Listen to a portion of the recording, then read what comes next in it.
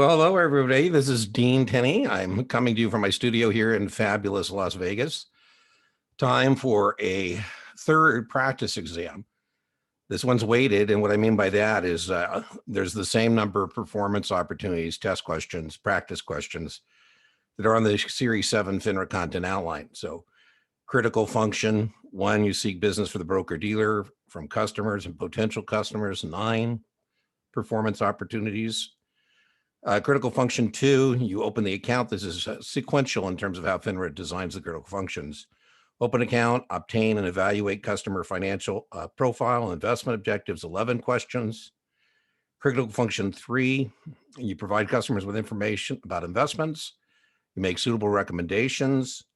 You transfer assets, maintain appropriate records, 91 questions. That's 73% of your exam. And critical function 4, 11% of your exam, 14 questions on obtain and verify customer purchase and sales instructions and agreements, processes, completes and confirms those transactions. So this is different than the other practice exams I have available for you, and that it is weighted. There's 135 practice questions here, and they'll be explicated. So as we go through them, if you want to demonstrate your prowess or lack thereof, you can always hit the pause button, try it yourself, and then hit the resume button and see how you did in terms of that. You know, explication means not only do we talk about the right answer, we talk about the wrong answers. These explicated practice exams have been coming in at about an hour and a half. This one's probably going to be a little longer because there's some more complicated stuff on here. It also includes some questions based on debrief. It's 135 performance opportunities. So remember, you have a pause button. So, you know, if you need to take a break, just hit the pause button and take a break. So, all right, well, let's get started on Series 7 weighted practice exam 3. Which of the following is stock that has been purchased by the corporation, either in the open market or by tender to existing shareholders? I got a typo there. I'll fix that when I'm done. It should say existing shareholders. I've thought about just doing a practice exam with just important answer sets, because this answer set is very important. I know if you're don't know if you're going to get this particular question, but you're definitely going to get this answer set. The answer to this question is treasury stock. Treasury stock has been purchased by the corporation, either the open market or by tender. Right now, Berkshire Hathaway is tendering to its existing shareholders and seeing if they'd like to sell their stock back to Berkshire Hathaway. So two very important things about treasury stock. Yeah, let's get our highlighter. Treasury stock has no voting rights and it pays no dividends. Both of those are very testable. Now, if this question had said, what is the maximum number of shares a corporation can issue under terms of its charter? That would have been authorized stock. If it would have said shares that have been placed with investors, that would be issued stock. If they would have said issued less treasury is known as, then it would be outstanding. So this answer set is very important. I highly recommend when you're watching the video lectures or the explications that you have a notepad with you, and maybe you have 3x5 cards and you can make some flashcards. I think flashcards are very underrated as a study tool. So the answer to this question is C, treasury stock. Treasury stock is shares that have been repurchased by the corporation, retired. Now that can come out of the treasury. So for example, if we had, I'll just make up a number, 4 million shares authorized, and we had issued 2 million shares, and we bought back 200,000 shares into the treasury, we would have 1.8 million. And without amending the corporate charter, this corporation could issue 2,200,000 shares. 2 million shares that are authorized but unissued, but they could also reissue that treasury stock. Okay, so let's look at, by the way, just so you know, the slides and the questions are numbered. So, you know, you can either, when you have a question in the comment box, you can either tell me where it appears in the timestamp on the videos you're watching it, or you can just say, Dean, question number 3, and, you know, I can see what you're looking at. Anyways, an investor thinks the oil and gas sector will recover from a current downturn. She wishes to invest in the sector, but does not want any loss trapped in a corporation or any profits to be taxed before she receives a dividend. Which of the following recommendations would be most suitable for the flow through of losses and income? So what we're going to do here is we're going to buy proven producing reserves. right? Because that would throw through the income to her, and we would have the losses that would flow through if we have losses as the price of oil goes down. So given that answer set, now this comes from debrief, and when people give me debrief, we don't get scores. And so I try and approximate what it is they kind of, told me what they kind of saw here. But the answer here would be oil and gas income program. Look, sorry about that. It sounds like one of my neighbors' alarm just went off. So if you got that background alarm, I apologize. So which of the following would recommendation would be most suitable for the flow through of losses? Now, if it just said that, you could make an argument for A, but then it says income. So that makes C the better answer. Which of the following participants in a divided or Western syndicate has no liability? So regardless of whether it's a divided syndicate, we're doing $100 million deal and you're a syndicate member and you take down 20 million, what goes down stays down, you're going to be a risk for 20 million. But the person who never has any liability, whether it's divided or Western syndicate or undivided Eastern syndicate, test question, the person who never has liability is a selling group member. So if all the broker dealer is a member of the selling group, they are not at risk. Managers of the underwriting would be at risk in a divided syndicate. Underwriters would be at risk. The syndicate desk is the one who just keeps track of things, and that's typically part of the manager's operation. So the syndicate desk is just a paper pushing operation. It's not a participant. Just keeps track of things. All the following are true of the cooling off period, except it is a minimum of 20 days. That is true. During the cooling off period, a tombstone may be placed. That's true. Tombstone, if you see a tombstone, doesn't have a whole lot of there. In the graveyard, it has the birth date, when they died, loving father, husband. For more complete information, see the obituary. And if you look at a tombstone, it says this is neither an offer to sell nor a solicitation to buy the following securities. An offering is made only by a copy of the prospectus. A preliminary prospectus, also known as a red herring, can be distributed. That's true. I would definitely know that a preliminary prospectus, a red herring, has no final offer price. No final public offering price. I definitely know that. Indications of interest are binding. No. That is false. Indications of interest are non-binding. And so the answer to that one is D as in dog. D as in dog. All the following are associated with the municipal underwriting except. So official statements are prospectus-like. When Congress passed 33, they said your own government wouldn't rip you off. And so the U.S. government is an exempt issuer of securities, which means the U.S. government can sell brand new securities to the public without providing a prospectus. And the municipality said, well, if you don't have to, we don't have to.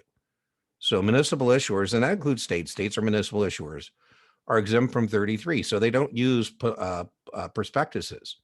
They use official statements. It serves the same purpose. It helps you make an informed decision about whether you want to buy the bond. And then they have preliminary official statements. And if it's a competitive deal, we're going to publish a notice of sale saying, attention, investment bankers, we'd like help. Typically, the issuer, municipal issuer, publish that notice of sale in the bond buyer. And that would mean this is going to be a competitive deal. And offering memorandum, no. Offering memorandum would typically be used for a Reg A. And so the answer here is D. That is not associated with a municipal underwriting.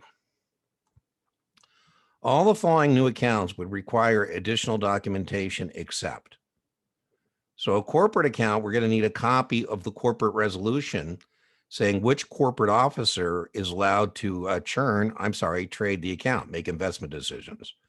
Further, if the corporation wants to borrow money to purchase securities, we're going to need a copy of the corporate charter to make sure that's specifically permitted within the corporate charter. So indeed, A does require additional documentation. We're looking for something that does not, and this certainly does. In a partnership account, we need a copy of the partnership resolution, same deal, saying which partner is authorized to trade for the partnership on their behalf. And again, if they want to do margin, that's got to be specifically permitted within the partnership agreement. So that also does require additional documentation. A trust account, we need a copy of the trust agreement, to make sure that we know who the trustee is and what they're allowed and not allowed to do in the context of making investments in the trust. So that certainly does. A Uniform Transfer to Minors Act does not. We just use our normal new account form. There's not additional documentation. I just get out the normal new account form and put Dean Tenney as custodian for Brian Tenney, UTMA, Nevada. Brian's tax the kids minors tax ID goes on the account, but there's no additional documentation required to open an UPMA account. So it's like you have to go see attorney or anything. You know, customers sometimes get confused about that. Oh, do I have to go see somebody to open an UPMA account? No, just the normal new account procedure. A customer buys one XYZ 120 call at 12 and exercises. What is the cost base? So for the most part, cost base follows break even. Cost base follows break even. So I paid 12 points for the option, 120 for the stock. So I'm out 132, and that is my break even. And that is also my cost base. Now there's exceptions to that. Very few, though, about 90% of the time, you'll be correct if you just do the break even. And don't ever take warm, fuzzy things like cannot be determined. That's never going to be the right answer on the exam. So don't ever take that one. All the following are true of a QIB except a qualified institutional buyer securities. Qualified institutional buyers may purchase unregistered domestic securities. That's true. Qualified institutional buyers may purchase unregistered foreign securities. That too is true. A qualified institutional buyer is defined as having assets under management of 100 million or more. That too is true. When trading public securities in the fourth market is direct trading between institutions. And here we're telling you it's a public security. So they use their own electronic communication network or their own dark pool. They're still going to have to report their trades. You know, they're going to use what's called the trade reporting facility to do that, but that's false. If it's a public stock like Tesla and T. Rowe Price is selling it to Fidelity, they're still going to have to report that trade. Reg S is used for which of the following? Reg S, Regulation S. Rehypothecation of customer securities. It drives me nuts, but that's Reg U, and there's no test questions about rehypothecation of customer securities, whether it's Kaplan or Past Perfect or STC, total overkill on margin. I get so upset when it shows you the Reg U 140%. Now, you ever come join me for Series 24, that becomes very testable, and I'll, walk you through that. Right now, it just serves as a distractor, and that's Reg U. Who cares for test purposes? Reg S is a safe harbor or an exemption to sell securities on an interstate basis. No. It allows domestic issuers to sell unregistered securities to foreign institutional buyers. That is indeed true. So Facebook, before it went public, did a $500 million Reg S deal. Goldman Sachs sold that to offshore institutional investors in Europe and Africa and Asia. And that's the whole point of Reg S. Now, whatever stock is sold using Regulation S offshore has to stay offshore for 6 months. It allows foreign issuers to sell unregistered securities to domestic institutional investors. Now, that would be 144A that allows that, not Reg S. So a foreign issuer, if they wanted to, could sell unregistered securities in the U.S. to a QIB. Remember those QIBs, those qualified institutional buyers of securities? Which of the following would require principal approval pre-distribution? No, correspondence, your principal can do that either pre or post, whatever they choose to. Retail communications, ding, ding, ding, ding. Retail communications are going to require principal approval pre-distribution. Institutional communications, no, because institutional investors are capable of protecting their own assets, their own interests. So as long as within our WSPs, our written supervisory procedures of the broker-dealer, we have training for institutional folks, not a problem. And to send out the red herring to the customer, no. The answer is B as in boy, B as in boy. How long do retail communications have to be retained for? The vast majority of brokerage firm records, including this one, is 3 years. There are very few lifetime records of a broker-dealer, very few 6-year records of a broker-dealer. 4 years is customer complaints. And so the vast majority of records are going to be 3 years. Which of the following employer-sponsored pension plans need not comply with ERISA? ERISA stands for the Employee Retirement Income Security Act. And the Teamsters, most certainly, any pension union pension plans, certainly has to comply. A corporate defined benefit plan? Absolutely. A corporate defined contribution plan? Absolutely. No, municipalities not only are exempt from 33, they're also exempt from every act, including ERISA.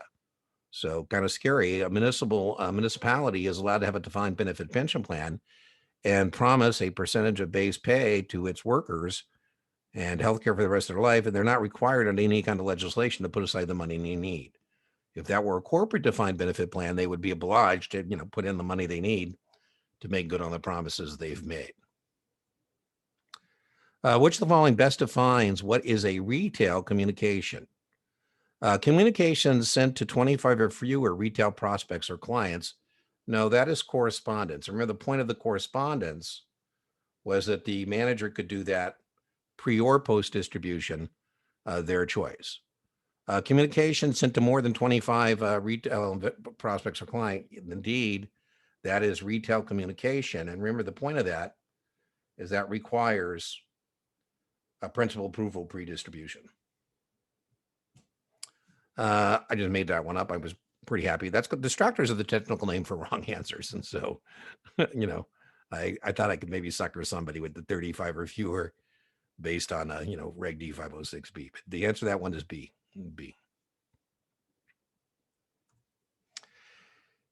In a delivery versus payment account, a broker-dealer has how many days to make delivery to the commercial bank? Well, T+1 would be for govies and for options. T+2 is regular way settlement for corporates and munis. C is when customers have to, give us the money or securities. And then the answer to this is D. So aim and shoot, point and click. This is a recognition test question.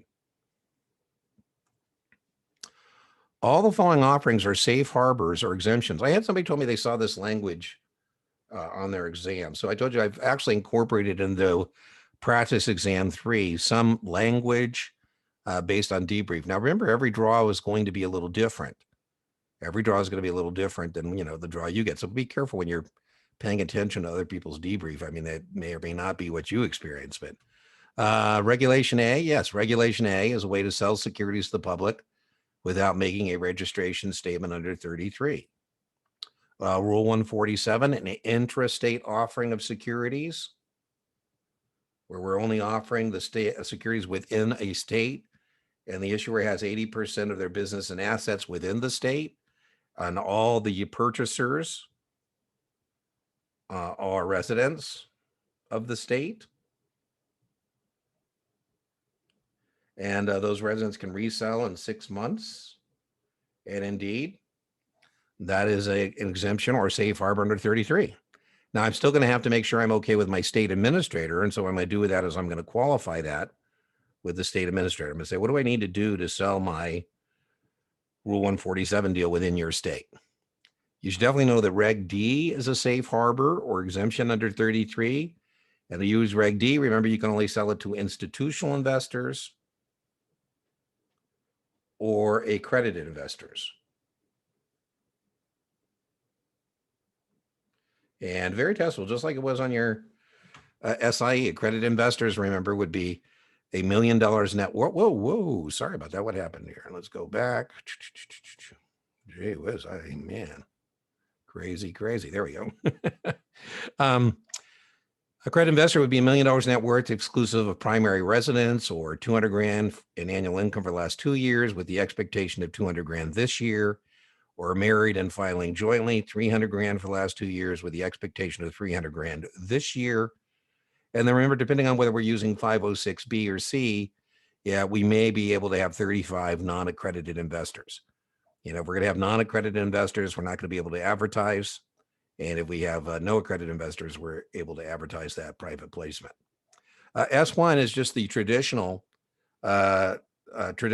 registration statement we make. And so the answer here is D, because that isn't the safe harbor. I mean, if you don't have a safe harbor exemption, then you're going to have to make an S1 registration statement that you're going to sell brand new securities to the public under 33, and you're going to enter into the cooling off period. And so the answer here is an S1. A customer liquidates all the securities in his retirement account and receives a cashier's check for the proceeds.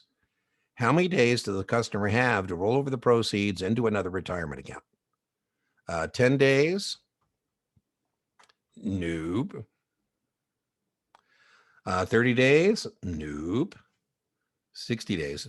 Listen, ladies and gentlemen, you got to get all the aim and shoot, point and click questions you're entitled to.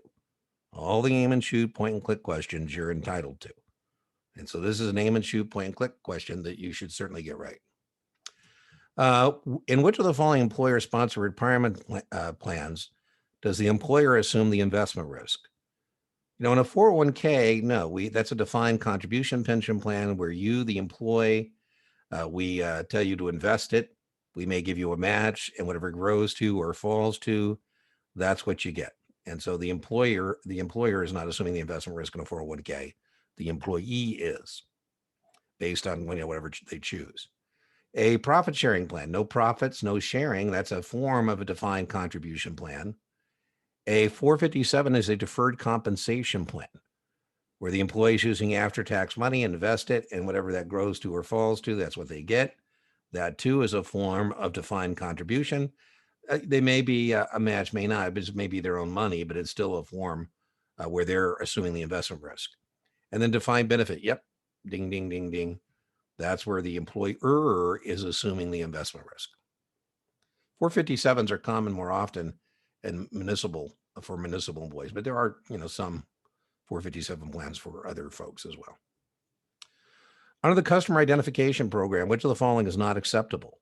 So you got to be able to prove to the broker dealer that you are who you claim to be. And so under the customer identification program, we're going to need a picture ID. So a driver's license works as a picture, passport works, your military ID card works. What doesn't work is a birth certificate, because that does not have a picture ID. And if we're unable to identify you, well, then we're going to have to close the account and have procedures to close that account. A customer owns convertible bonds. This comes from debrief. I wish we still gave scores, because, a score would, tell us how much weight we should put in debrief. This particular debrief guy, he knows his stuff. And so if he tells me he saw something, I believe him. But anyways, he said he got asked about a forced conversion. And so based on that, I came up with this question, trying to approximate what I think he might have seen. We're kind of in a rush because we have some loyal YouTube channel subscribers who told me they're testing this week. I'm coming to you from, Monday, July 5th. And usually when we do these, we have a premiere, and then it's, if it's an hour and a half, I'm there, we run chat and we talk. And to be honest with you, if I had some more time and people weren't testing, I would have contacted this person again and say, hey, does this question look like what you kind of told me something like you saw? I'm not allowed to ask you particular questions, but I can ask, what can we do a better job on? Anyway, so based on his using that phraseology, forced conversion, here's my version of what I think he might have encountered. Anyways, a customer owns convertible bonds. The bonds have a conversion ratio 25 shares. The common stock is trading at 50. So, what I'm going to do is first thing I'm going to do is say, okay, well, 25 shares of a $50 stock means parity on that bond is $12.50. 25 times 50. And that's the price of the stock. Is $12.50 is parity of the bond.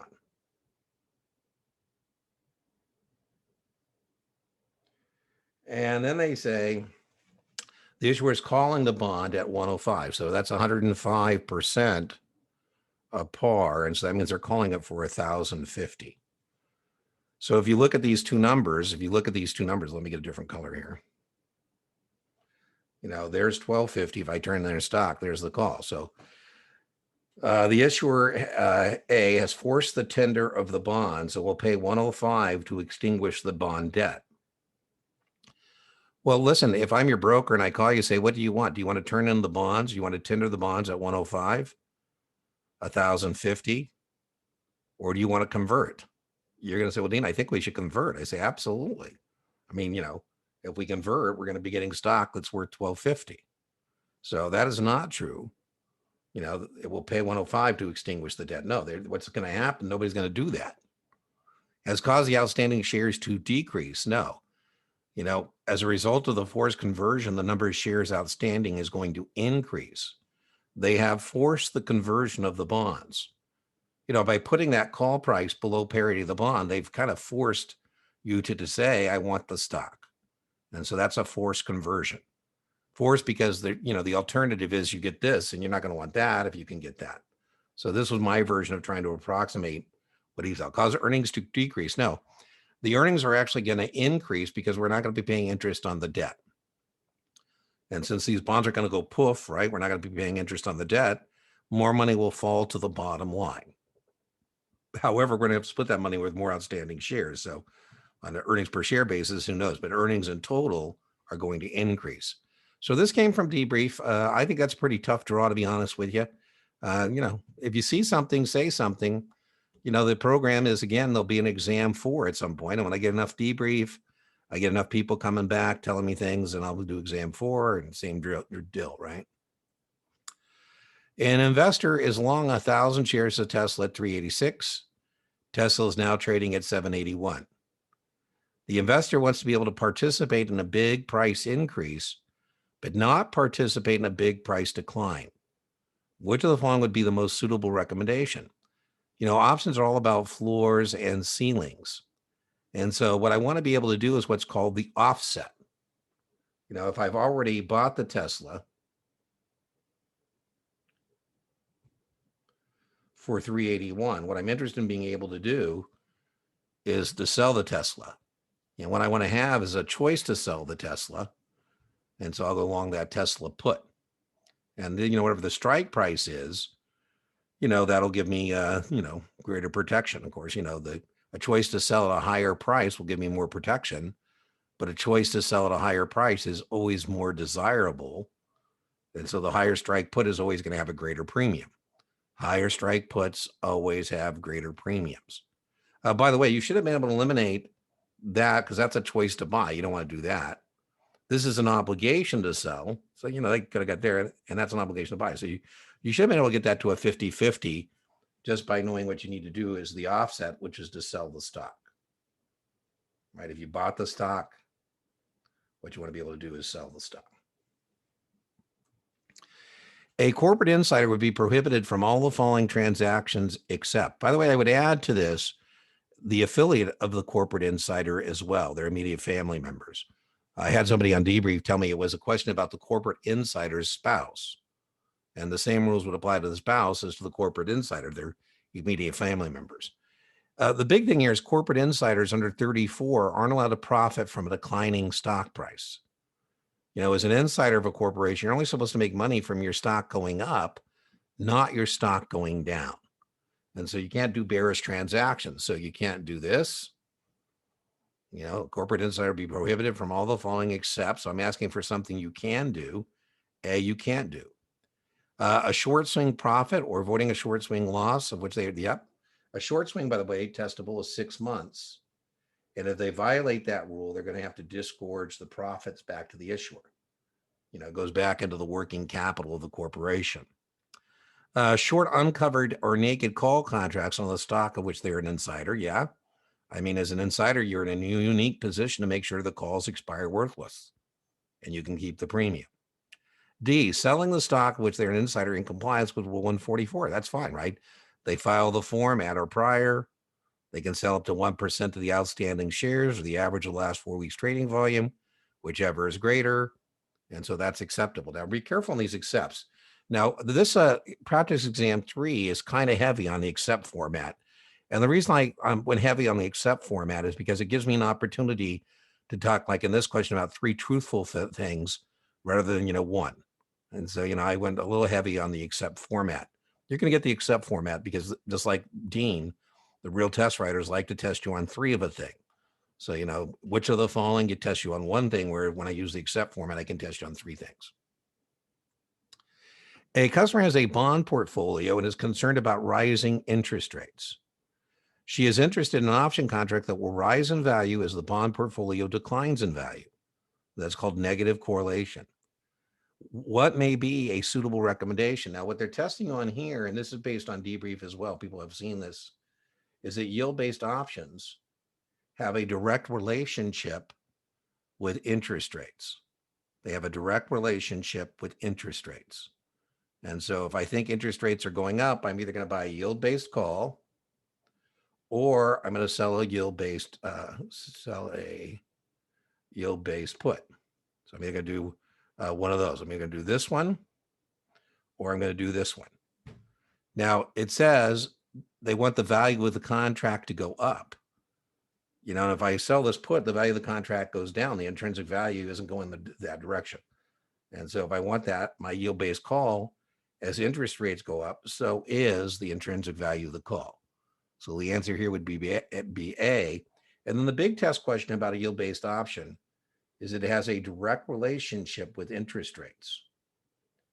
A direct relationship with interest rates. So, we spend all this time talking about inverse relationships. By the way, there's a lot of different ways that people do options. And so be careful about how many voices you have in your head. So I'm assuming that, you've been with Dean and that you know that what that is representation of a matrix where we have, long calls and short puts, and we have, short calls and long puts. And if not, maybe that isn't making any sense to you. So, as long as you get the right answer, some people have other ways to do options than Dean does. That's fine. Anyways, let's just, before we move on here, what if I said you wanted to have make money from with limited risk? You wanted to make money from interest rates going down. Let me get a different color.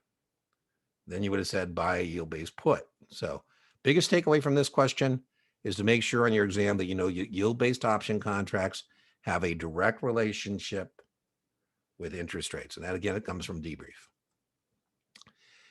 This is also a debrief question. Not surprised, by the way. Sometimes people just confirm what we already know is on the exam. So, but that doesn't mean we don't add it to, practice exam 3. So a stock or bond, this fellow told me he saw a question that went like something like this. A stock or fund has a beta of more than 1. This means that the stock or fund is more volatile than the market up or down, right? A beta of 2, for example, would mean twice as volatile up, twice as volatile down. So market goes up 10%, you expect it to go up 20%. No, less volatile will be something less than 1. So like 0.80 or something. Same volatility would be 1. And then this is just nonsensical. Don't be taking things that you're not sure what it means. I mean, I had a guy came back and he said, Dean, what's a Murphy account? I said, I don't know, account that goes the wrong way all the time. I have no clue. He goes, why didn't you tell me there's no such thing as a Murphy account? I said, well, listen, if we talked about things that don't exist, we'd be here forever. So, don't be picking things you don't know the right answer to. Which of the following would not be found on a customer's balance sheet? So you get held accountable for a balance sheet of a corporation as well as a balance sheet of a customer. I say, listen, what I'd like to do is we start a relationship as a balance sheet. I'd like you to tell me about your assets, your liabilities, so we can determine your net worth. And then hopefully as a part of our journey together, we'll be able to get that net worth number up. And so A, B, and C are certainly going to show up on the customer balance sheet. The annual income, no, that income shows up on what's called an income statement, not the customer balance sheet. That's a picture as of a particular point in time, as of Tuesday, July 5th, right? And, we probably could say, okay, how often do we want to get together and go over your balance sheet again and see how we're doing? How many days from the account opening will the customer receive a copy of the new account documentation to verify? 30 days. I say, listen, the new account form is very, very important. And so I'm going to send a copy to you. I want you to look it over very carefully and, make sure I've dotted all the I's, crossed all the T's. If there's anything you see that's not correct, please let me know. So the answer here is B as in boy. Now, I realize that your investment objectives or your investment situation can change dramatically over 3 years. And so every 36 months, we're also going to kick that out to you as well. Which of the following would be used for immediate execution at the best available price? There's only one order that has no contingency, no qualifier, and that's a market order. With a market order, I'm saying I want immediate execution at the best available price. All these other orders have qualifiers. If it trades out or through, my price or better, I want it all, I want it now. Woo! This is, again, based on debrief. So XYZ's current quote on the New York Stock Exchange is bid 37.40, ask 37.45, 8 by 9. And so what that means is that right now, the designated market maker, also known as the specialist, on his order book The New York Stock Exchange can best be characterized as an auction order driven market. The limit orders are what are determining the quote. And so right now, he's holding a buy limit at 37.40. He's got somebody who says they're willing to buy 8 round lots, 800 shares at 37.40. And he has somebody who's willing to sell 900 shares at 37.45.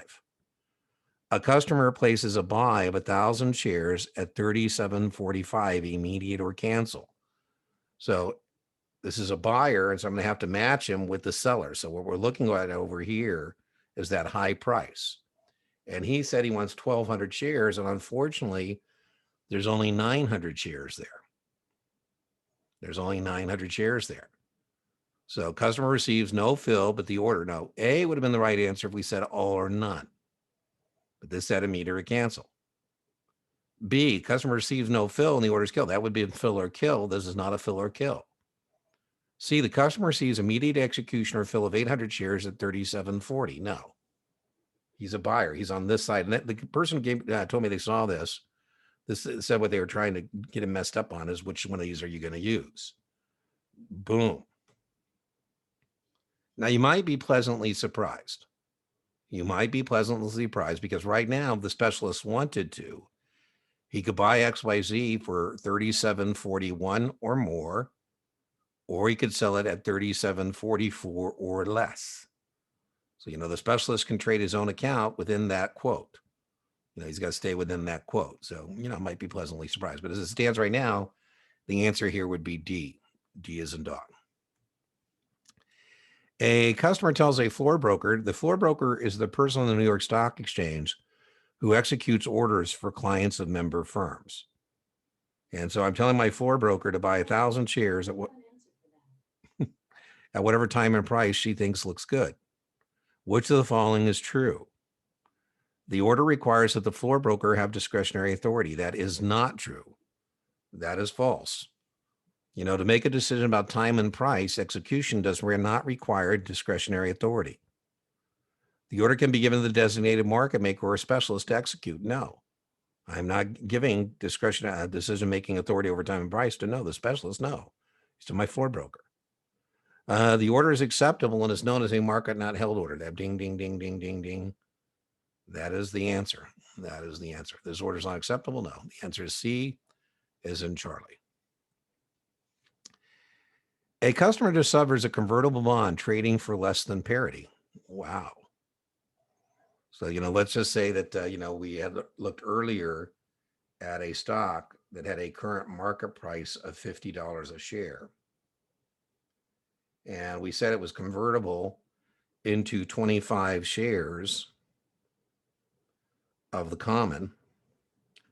And so 25 times 50, it's trading at parity would be 1250. And I'll just make this up. Let me get a different color here. I'm just making this up by the way to illustrate this question. So, sometimes when you get a question without numbers, sometimes it's a good idea to introduce some numbers so you're not trying to do this in your head. And so this says bond trading for less than parity. So this bond is trading for, let's say the current market price of the convertible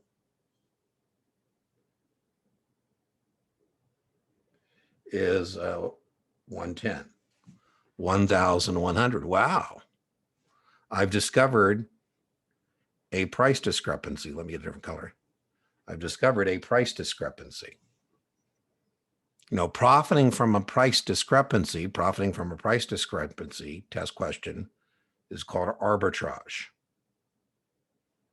Arbitrage. They say on your exam, profiting from a price discrepancy is called arbitrage. So now they're asking me, how am I going to arbitrage without risk? So it says I should go long the bonds. Absolutely. I convert them into the common stock. So, for example, if I buy, I'll just make up a number. I buy 4 of these bonds for 4,400. That's dollars out for 4 of them. I just chose 4 to illustrate again because 25 shares means I can get a round lot. And then I turn it into the stock. And hopefully the stock is still 50. But the problem with that is by the time I get the bonds turned into the stock, the arbitrage opportunity may disappear. And so A is called risk arbitrage. Risk arbitrage, meaning you have this risk that by the time you get this done, it's not going to be there. And this is about riskless arbitrage. How do we get this done, and not have to worry about what's going to happen? So A is, a good idea, but it's not riskless because we don't know what the price is going to be when we get the stock. Go long the bonds and long the puts, a choice to sell on the underlying, no. And you exercise the puts, not just way too complicated. That's not what we're going to do. Go long the bonds and at the same time, there we go, short the stock. So I'm going to short 100 shares of the stock at 50. And now I've locked in that arbitrage, that $600 price discrepancy. So riskless arbitrage is when we go long and short at the same time. So a couple test questions here. Not everybody who is short is trying to profit from a declining stock price. Another reason people go short is to engage in riskless arbitrage. And riskless arbitrage means you go long and short at the same time.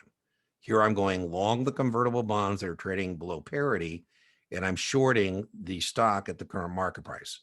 And then what I'm going to do is convert the bonds and then get the stock back to the person I borrowed it from. And so the answer then that one is C. Right? That's called riskless arbitrage.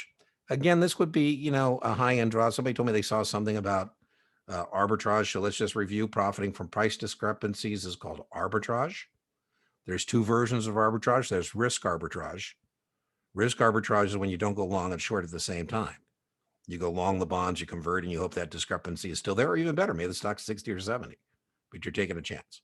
Riskless arbitrage is when you go long and short at the same time. Here, we're going long the bonds and we're shorting the stock, and then we turn the bond into the stock and give it back to the person we borrowed it from. When two or more taxing agencies share some of the same geographic boundaries and are able to issue debt separately, their debt is referred to. This comes from Debrief. Somebody said they saw this. I have 2 lectures on munis that cover this, so you should be pretty prepared. Now, remember, my lectures are supplemental to your study materials, but that being said, I can't imagine you watch my 2 muni lectures and do the practice questions. You're not going to be okay. All these are other things. A is actually what the question is. When 2 or more taxing agencies share some of the same geographic boundaries or issue debt separately, they're coterminous, but the debt is overlapping. And then double barrel bond, remember, is a user fee. And if the user's fees are insufficient, it becomes a full faith and credit. And then debt service coverage is a thing about revenue bonds. So the answer is B. That comes from Debrief. All the following are true of a short sale of a stock, except, and then this comes from Debrief, and we know it's there. You can't short the stock unless you know you can make delivery on T+2 to the buying broker dealer. So that means there's a locate requirement. So before I sell short the stock, my broker dealer says, Dean, we got a locate requirement. I'm going to see if we can borrow the stock from either one of our customers who signed the loan consent form or some other broker dealer stock loan, whatever the case may be. Here recently, I'm coming to you July 5th, 2021. The internet lives forever, but Robinhood has made their registration statement, their S1, and they said they make $58 million in stock loan, lending the securities that our Robinhood customers along to people who wish to establish short sales. Whether you want to borrow money or borrow stock, all short sales must be conducted in a margin account. That indeed is true. The loan consent is mandatory. That is false. That is not true. That is optional. So you say, well, Dean, what's this loan consent form about? I said, well, that tells you that you understand that I'm going to be lending your securities to other customers who wish to establish short positions. And you say, well, Dean, I think that's in my best interest. I say it's not, and that's why it's not mandatory. A short sale is done to profit from a declining stock price or to engage in riskless arbitrage. That is true. And so the answer to this one is C, as in Charlie. A customer has sold securities and has failed to deliver those securities. So whether you're selling short or you're selling long, if you haven't made delivery of the securities, at some point, I'm going to buy in the missing securities and give it to the person that you owe it to, right? And so that's called a buy-in. So I'm going to buy the customer in. If that costs me more money, I'm going to charge you for it. So, it's called a buy-in. I'm either going to sell you out. That's when you buy and you don't pay. Then I sell you out. But when you sell and you don't make delivery, I buy you in. B. Again, that comes from Brewery. That's kind of high-end one. I wouldn't worry too much about it. Remember, you don't need 100. You just need to, make your mark. This comes from debrief as well. Which of the following is a real-time index representing the market's expectation for volatility over the next 30 days? That's also known as the fear index, and it's known as the VIX, the SIPO volatility index, the VIX. And, it's based on the idea on the index options that when people are fearful, they're willing to pay more. They're willing to pay more for the puts than they are the calls. I'm oversimplifying. But if you think volatility is an increase, you can buy calls on the VIX. That's a smarter idea because if you're wrong, you're just going to lose your premium. And then if you think volatility is going to recede, is going to go down, you can do, one of those on the VIX. But VIX is something a lot of people see on their exam. Beta, remember, is about the stock or fund. We talked about beta already. SPX is just the ticker on the S&P 500, and OEX is the ticker on the Standard Poor's 100. B. That comes on debriefs, though. The inside market or inside quote can best be described as the highest bid and the lowest ask. And that's, for example, what you see on a level 2 NASDAQ data feed or a level 3 NASDAQ data feed. You see all the market makers. Level 1 also shows you that as well.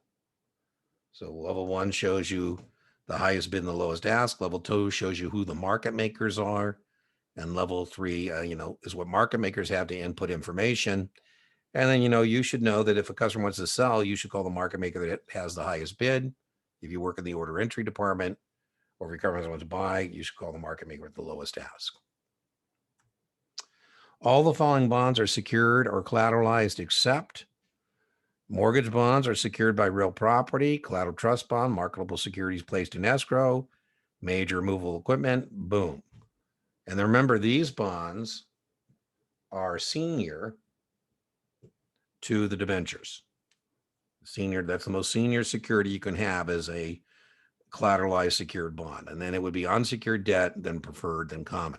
You're definitely going to have to know, junior to senior or senior to junior on your exam. We had a guy, Mr. Manning, he got so mad at us that he sued. And, market makers were taking advantage of limit orders. So, customer would give me a limit order to buy 1,000 shares at 18. And I would pretend I didn't have the order, and then I'd wait and I'd buy it for myself at 16, then fill the limit order at 18. And even after we passed the limit order protection rules, which says, Dean, when holding a customer buy limit at 18, I'm just making that up, but you can't buy it for less than 18 and then fill the guy. If you're going to buy it, you have to do so at a better price, or if you buy it at his price, you got to do whatever you do for yourself for him. Those are called limit order protection rules. And even after we passed the limit order protection rules, I'd say, well, no, that's not what happened. I bought it for myself at 9 a.m. At 16, I filled them, 10 a.m. The hour later is when I got his order, and that's when I filled. They say, well, Dean, the order audit trail system shows differently. That's to prevent people from making up some timeline that actually doesn't make any sense, right? So, it's the order audit tracking system. So, by the way, this answer set is important. I told you, I think the OATS is the one they test on most often. But TRACE, the Trade Report and Compliance Unit, is for debt securities.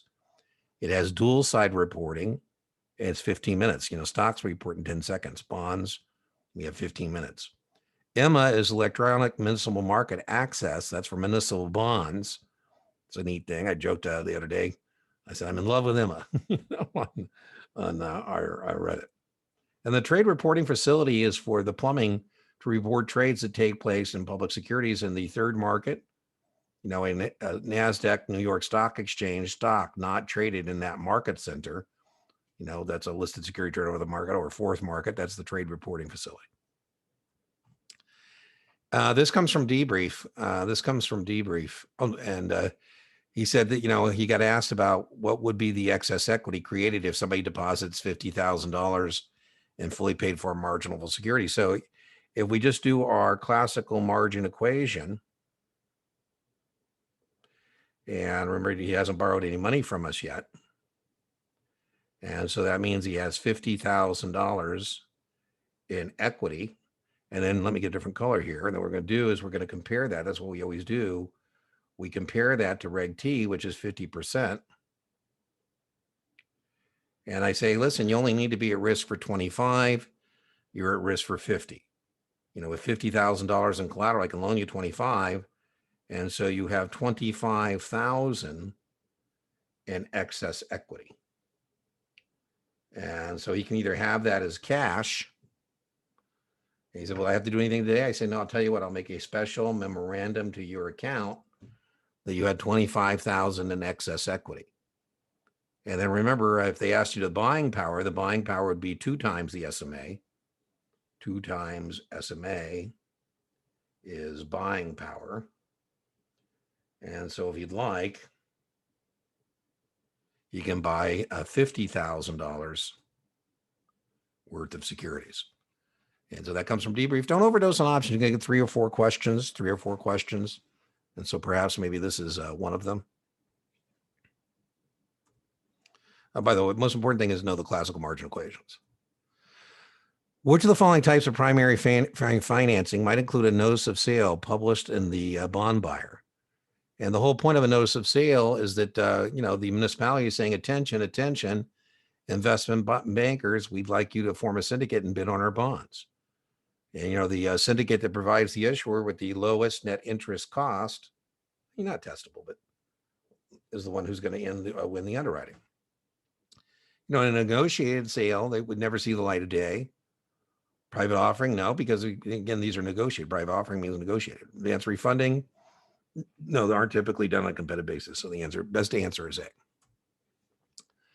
All the following are self-regulatory organization minimum equity requirements except. So, here again, I use the except because I want to go over 3 things with you instead of 1. And you should definitely know that A is self-regulatory organizations, FINRA, New York, and 25% equity in a long margin account is the minimum maintenance. Maintain the account. 30% equity in a short account is minimum maintenance. And a new margin account, stupid but testable. If you buy less than 2, you're going to pay in full, right? Fully pay. And if 2 to 4, you're going to pay 2. And then D is the answer because that isn't minimum maintenance. That's market value at maintenance. It's not minimum maintenance. That's market value at maintenance law. And that wasn't the question. The question was not what is market value maintenance. It's what is the minimum equity requirements, which is A, B, and C. All the following orders would be adjusted for cash dividends. If the stock is at, $10, I just made that up. And, the company pays a $2 special one-time dividend, the stock should open up at 8. So this should go down to 8. And, you wouldn't want, your buy limit or your sell stops, because there's 2 of these. Remember, there's a sell stop and there's a sell stop limit. You wouldn't want those to be triggered accidentally. And so we're always going to adjust orders below the market. So that one's below the market, that one's below the market, that one's below the market. A buy stop, there's no way this dividend could trigger this thing because the buy stop is above the market. So A, B, and C. So the answer is D. Now, if you don't want me to do that, you would tell me on these other orders, the buy limit, sell stop limit, D and R do not reduce. And then, I wouldn't do that if you tell me not to do that. An investor wishes to make an investment that pays interest and principal monthly, which would be both appropriate. It's testable note that Ginnie Mae pays interest and principal monthly. Interest and principal monthly might not be a bad idea for somebody who needs an orderly liquidation of principal, expects a stable interest rate environment. The smallest individual component of an underwriting spread is the management fee. Now, be careful here. The manager is going to make the most money. But that's not what they're asking. If this is a muni bond and we're going to give the issuer $990, and let's just say the public is going to pay $1,000. Investors are going to pay. So the spread in this deal is 1 point or $10. And as a manager, maybe I say, I'll tell you what, if you join my syndicate, I'll let you have the bonds for $991.25. So I'm going to make an eighth on every bond sold, and that's called my management fee. And that is typically the smallest individual component of the spread. This 7/8 is called the total takedown. And please note, the total takedown isn't an individual component of the spread. The total takedown is two components. As a syndicate member, I'm not the manager, but as a syndicate member, I call up, Schwab, and I say, hey, you want to help me sell these bonds? I'll let you have bonds for $9.95. And so that half a point is called the selling concession. And the selling concession is the largest individual component of the spread. And that is called the additional takedown.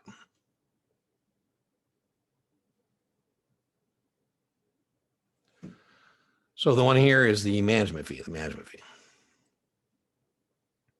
by the way, as I mentioned here, be careful, because I could have asked you the largest individual. If I ask you the biggest component, so just RTFQ on these questions, read the full question. Make sure you're clear what you're being asked.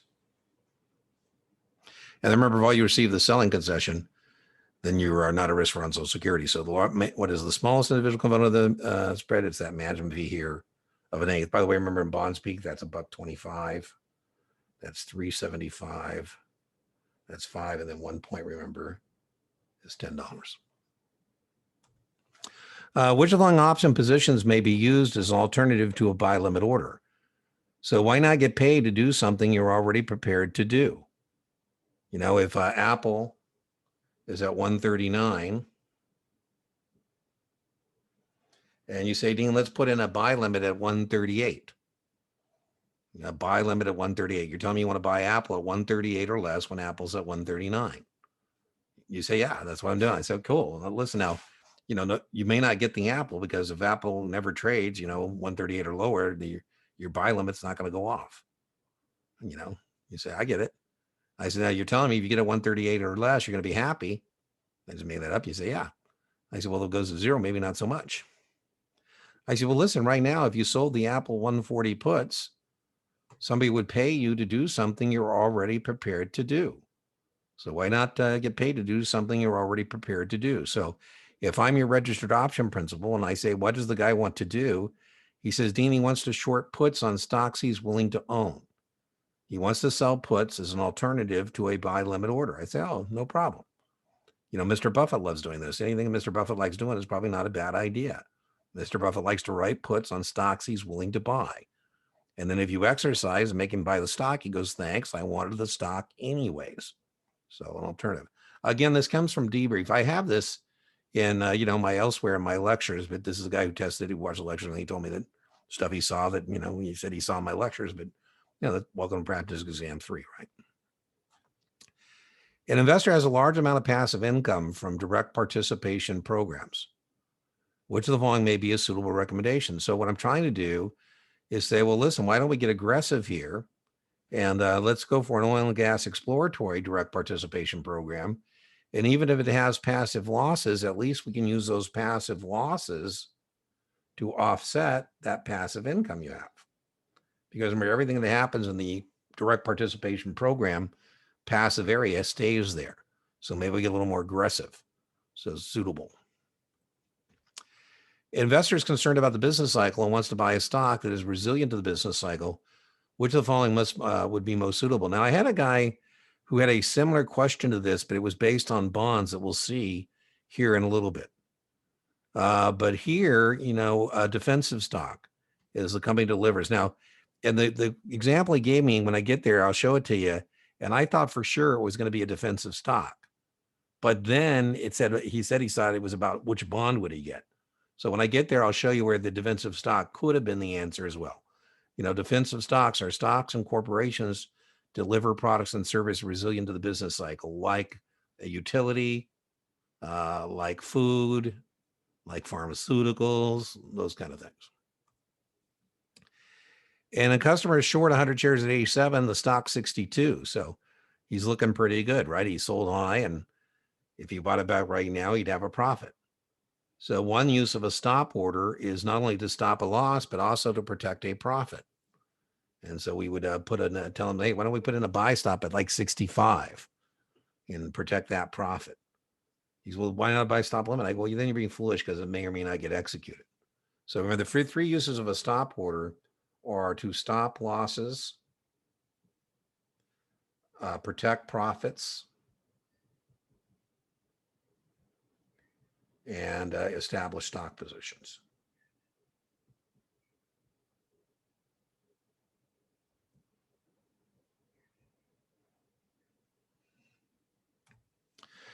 Investor needs liquidity to make a six-figure down payment on a home within the next 12 to 18 months, which of the following mutual fund would be most suitable? This shows up on, sometimes when I tell you it's a question, who knows if it shows up on your draw, but sometimes there's like guaranteed desk question. I just don't know of any draw where you're not going to see it. Very high probability, right? This is one of those very high probability questions.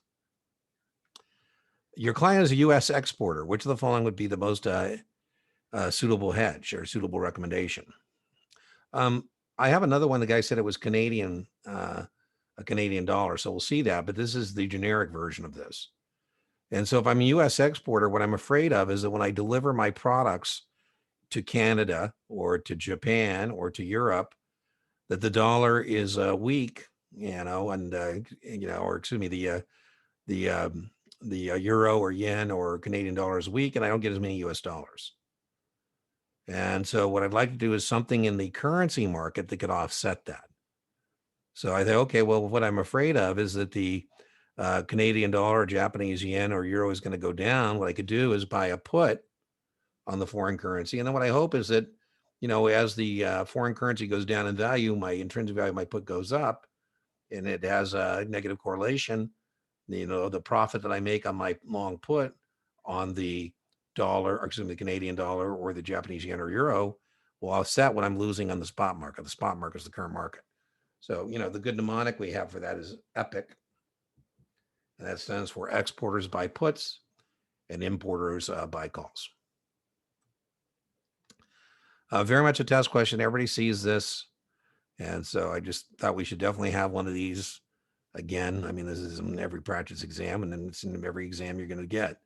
So first trick here is quarterly dividend. Means we got to take the 21 cents and multiply by 4 to find out what the annual dividend is. So when we times that by 4, we find out the annual dividend is 84 cents. And current yield is what an investment pays you, in this case, the annual dividend, divided by what it costs you, current market price, which in this case is 24.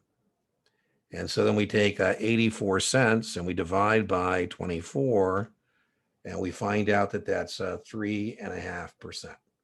Now you can give up practical application questions. There's no interpretation about what that answer is. You either get it right or you get it wrong. So, don't be giving up those kind of questions. A 6% cumulative preferred stock has missed 5 quarterly payments. Wow. Okay. So the first thing I got to do is say, well, par is $100. And so $6% of that means it's supposed to pay me $6 annually. So that's what it's supposed to pay me annually. So then I divide that by 4, and I find out that what it should pay me quarterly is $1.50. So that's the quarterly dividend. And how did I get that? Again, I took the $6 annually, I divided by 4, and I came up with that $1.50. Now it says I've missed 5 quarterly payments. So now I'm going to times that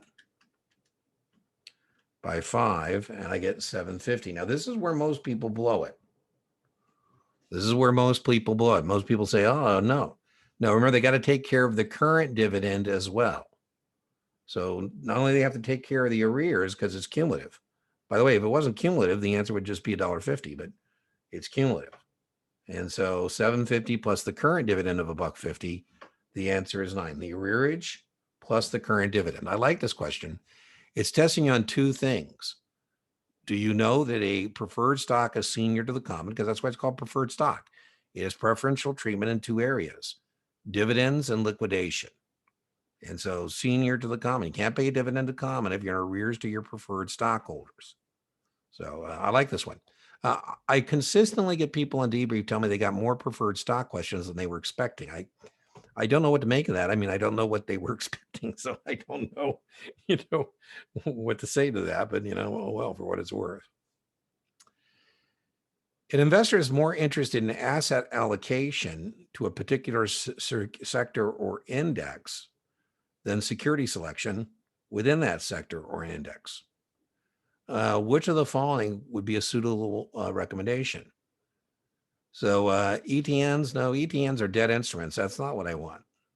A sector mutual fund, well, within a particular sector, that one sounds pretty good. Which would be the most suitable? Now, I could make an argument for B, but that's going to be very volatile. What we're trying to get at in this question, I think the ETF answer is going to be better than the sector mutual fund, because that's what exchange traded funds are about. By the way, for test purposes, they're more about asset allocation to a sector or index than they are about active management within that sector. This would have active management. So and it says here security selection, and this you're going to have security selection. So you're going to get a couple of questions about ETFs and how ETFs are different than mutual funds. A husband and wife have previous marriages and want an account that when one of them dies, the decedent share goes to their estate or beneficiary. What type of account is that? That's a tenant in common account. Tenant in common account. Now, with joint tenants with rights or survivorship, the decedent share goes to the surviving party. An investor is bearish on the stock. She wishes to invest in such a way that she's exposed to limited risk and has the lowest margin call. Which of the following would be the most suitable recommendation? Well, that's buying a put. Buying a put is a smart bear, because if you buy a put and you're wrong, you just lose your premium. If you short the stock, you have unlimited risk.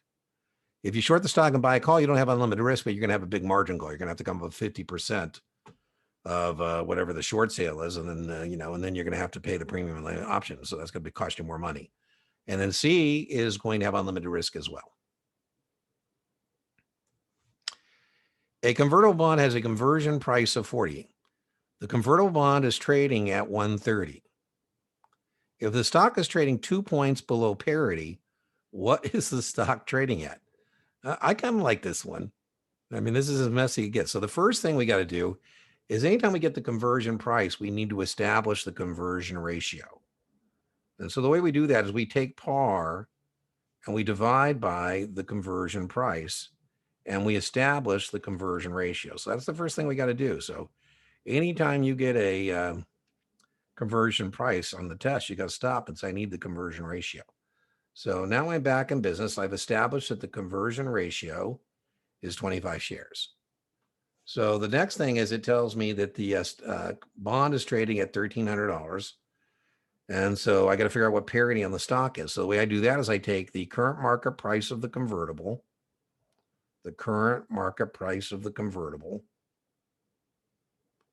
which in this case is $1,300, 130, 130% of par. I'm going to divide by the conversion ratio, which we determined was 25 shares. And when we do that, let me get a different color here. 1,300 divide by 25 is 52. That's parity of the stock. And it tells me that the stock is 2 points below that. And so 2 points below would be the stock is at 50. A lot of work for one question. If I were in charge of the exam and you got that right, I would, give you 5 points instead of, whatever you're doing. Now, I'm hoping that people have told me this. I apologize. I think my video feed blocks sometimes the questions. I'm still reading them to you. And I think it says I got my screen is showing the Zoom is blocking the trading ad. I'm pretty sure that's 130. If it's not, let's assume it's 130. So I think you'll be able to see it. I can, my screen's got a little Zoom thing there. Let me see. I can move my share button.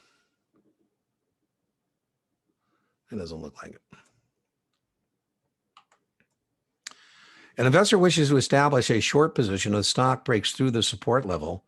Which of the following is an appropriate recommendation? So we have support and we have resistance. And so that's the support line. That's the resistance line. And I don't know, I'll use Apple. Let's say Apple has a support line at 135. And whoa, I got it backwards there. Ooh, that's not good.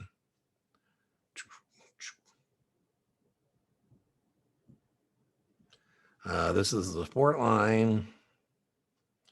That's the resistance line. You know, this is price going that way.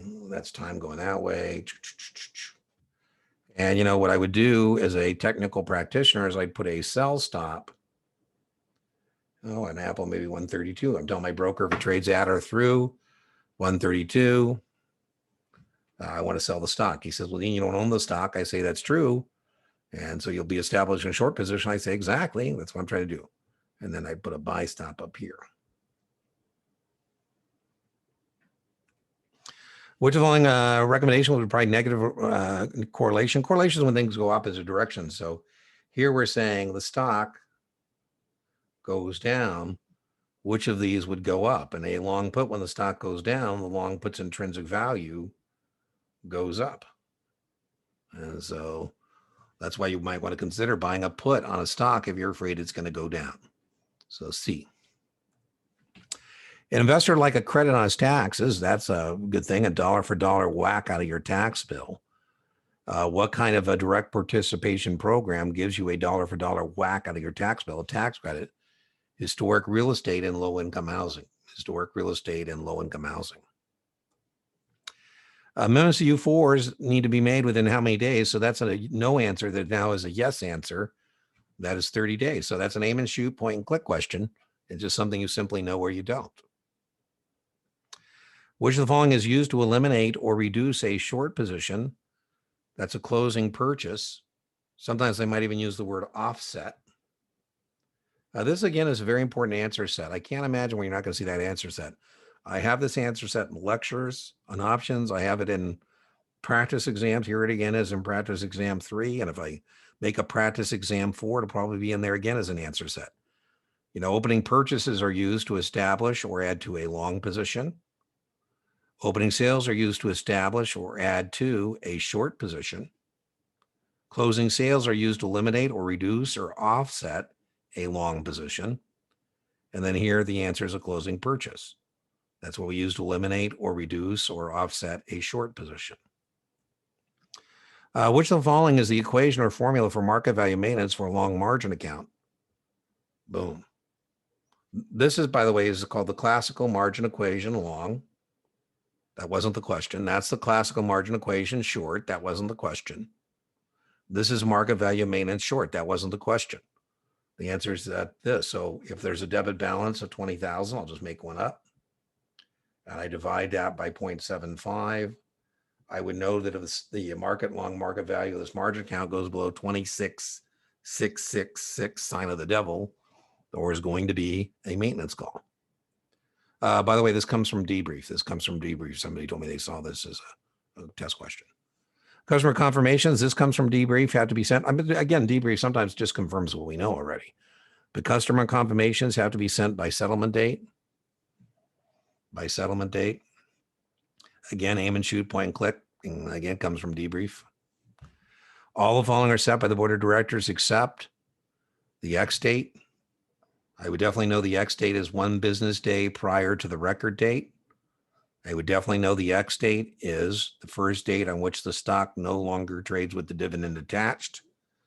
I would know that using that artificial sense of urgency that doesn't exist to get somebody to buy the stock just before the X date is a violation, not only the the code of conduct, but also the Uniform Securities Act. So not only does FINRA, the SRO, frown on this, so does the North American Securities Administrator Association frown on that.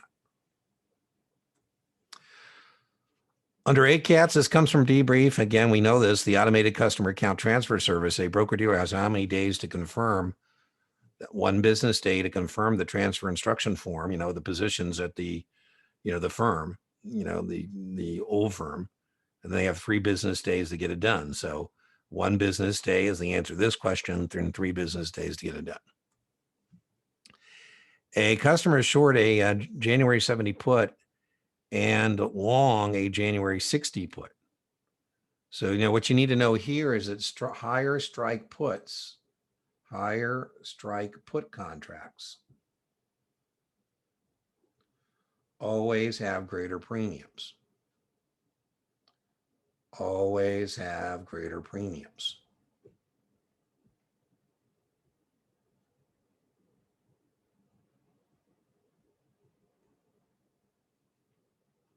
Again, this is an explication. It's not a lecture on options. So, if it doesn't make sense to you, you can go back and review it. But this one, the 70 put, is going to have a greater premium. And so that means that's the one you're selling. So you're going to bring in more money than you're paying out. And so this is a credit spread. Now, what we got to decide is, are we bullish or are we bearish? Now, there's 2 ways to do this. One way is if you're long the lower strike price, we have a trick called bulls. And that stands for because you are long the lower strike price. At any spread, if you're long the lower strike price, you're bullish. Now, another way we could do this is the larger premium dominates the position. And the larger premium is going to be a higher strike put. And so the answer to this one is C. Now, you are going to, I've had, people tell me that, by the way, this is not, if you tell me that you missed the mark because you couldn't identify spreads, missing premiums, I'm going to say, you know what? How many points did that cost you? I mean, about 20 option questions, 25 on the high side, maybe a little less than that, but you got 20 of them. And it's likely you might see something like that. By the way, that's as bad as it gets, I would tell you. An investor needs his investment to be liquid. Which of the following would you not be unsuitable? That's very much a test question. You definitely need to know the direct participation programs are not liquid. You can't get in or out of a direct participation program without the permission of the general partner. A customer short 100 shares of 87. It's now 62. Which of the following would be something you'd recommend? I think we did this one already. I don't know if we did. Maybe last time it was a buy stop. And this time it's an option position. So we could either place a buy stop, but here we don't have a buy stop. The other thing we could do is we could go long a call, establish the choice to buy back the borrowed stock.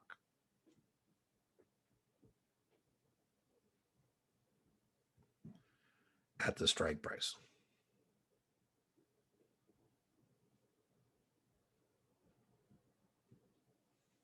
XP means strike price. An investor is concerned about inflation eroding his future purchasing power. Which of the following would be most suitable recommendation? I have a lecture, a very popular lecture on test-taking tricks and mnemonics. And one of them is the Sesame Street trick. One of these things is not like the other. And the thing here that's not like the other is that Treasury inflation protected security, which has a direct relationship with inflation as measured by the CPI. So if the CPI goes up, the government adjusts the principal amount they owe you. For example, if CPI went up 8%, remember the bonds pay semi-annually, they'd say, Dean, in 6 months, then we now owe you 1,040. And then, 4% of 1,040, they're going to adjust that principal. And so the answer is A. I would expect a question about tips and that direct relationship with inflation. It's the only one that has a direct relationship with inflation.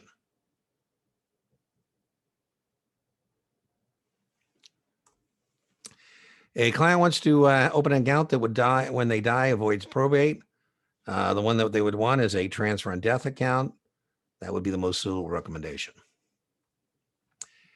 An investor needs a certain sum of money at a future date and wishes to eliminate call and reinvestment risk. Which of the following would be the most suitable? I can't tell you on debrief how many times people tell me they get zero coupon questions. We know they're there.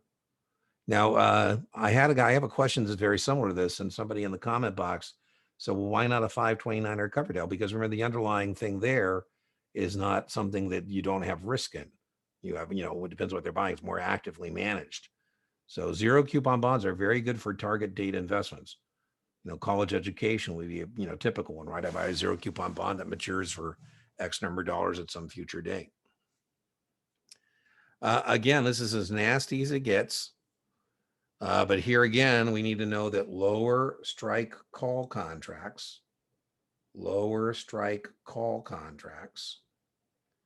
always have greater premiums. Always have greater premiums.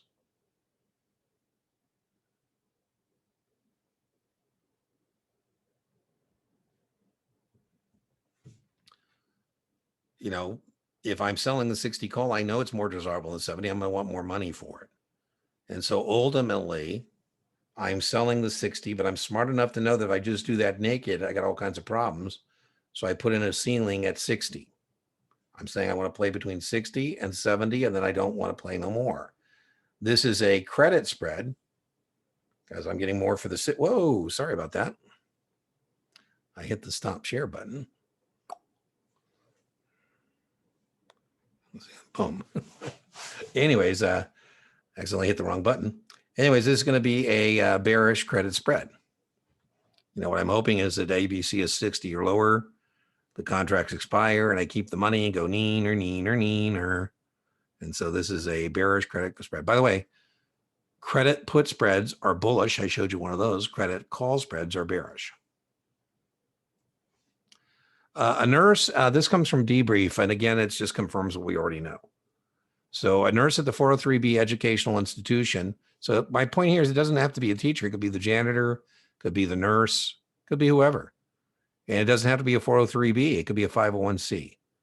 Has funded a tax sheltered annuity, keyword shelter, 43 grand. That's pre-tax money. That is pre-tax money he's never paid taxes on. So he's now over 59 and a half and the account is valued at 95. He withdraws the entire $95,000. He's never paid any taxes on that. And so he owes ordinary income tax rates on the entire $95,000 because this is a qualified plan and we're using pre-tax money, meaning there is a zero cost base. There is a zero cost base. All the following, I think a great way to remember this is T. The contract can be traded. The contract can be exercised. The contract can expire. I think that's a great mnemonic to remember what can happen to an option contract. So the option contract can be traded. That means if you did an opening transaction, you can do a closing transaction. You can offset. The option contract can be exercised. You know, if at expiration, the contract has any intrinsic value, the contract will be exercised. But remember, American style means the holder can exercise anytime. European style means they can only do that on the last day. The option contract may expire. At expiration, if the contract has no intrinsic value, the contract will expire worthless. By the way, this is also true of rights and warrants. The option contract breaks even. No, contracts don't break even, people do. So that's not something that happens with an option contract. That's something that happens to a player. So be careful if they're asking about an option contract or they're asking about a player. Those are different questions. So the answer here is D. The option contract may be traded. That's true. It can be exercised. That's true. It can expire. A customer is buying an 8% corporate bond. An 8% corporate bond. So that is a taxable yield. So they're going to give you two of the three. They're always going to give you the tax bracket. They're always going to give you the tax bracket. I think that's a 38% tax bracket. Again, it's got my button in the middle of it. But anyways, let's assume it's a 38% tax bracket. What is the tax-free equivalent? So we're either going to be multiplying or we're going to be dividing. So if they give us the taxable yield, we're going to multiply by 100% minus their tax bracket. Because you don't get to keep the entire 8%, right? That's like what you're taking home. You know, it's like your paycheck, right? Stuff comes out of that. And what's going to come out of that is 38%, assuming you can see partially correct there. You always do things in parentheses first as a math operation. So you take 100 minus 0.38 and we get, whoa, 100 minus 0.38. 100% minus 38%, 62%, or another way to express that is 0.62. So then we take 8% and we times by 0.62 because that's what you take home. We get 4.96. We always round up. On the test, rounding is going to be the thing. So in your bracket, getting 8 and paying taxes is the equivalent of getting 5. So again, the way I took that is I took 8 times 0.62, and that gave me 4.965%.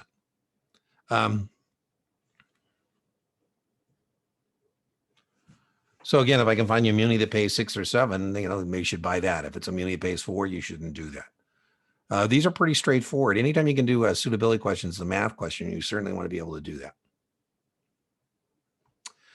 Which of the following real estate partnerships is the riskiest?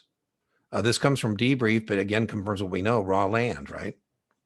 Raw land, it has no income stream. So, the only two ways you can make money in an investment is income stream and or price appreciation. So if there's no income stream, then it's price appreciation. So, win big or lose big. So C is the right answer there.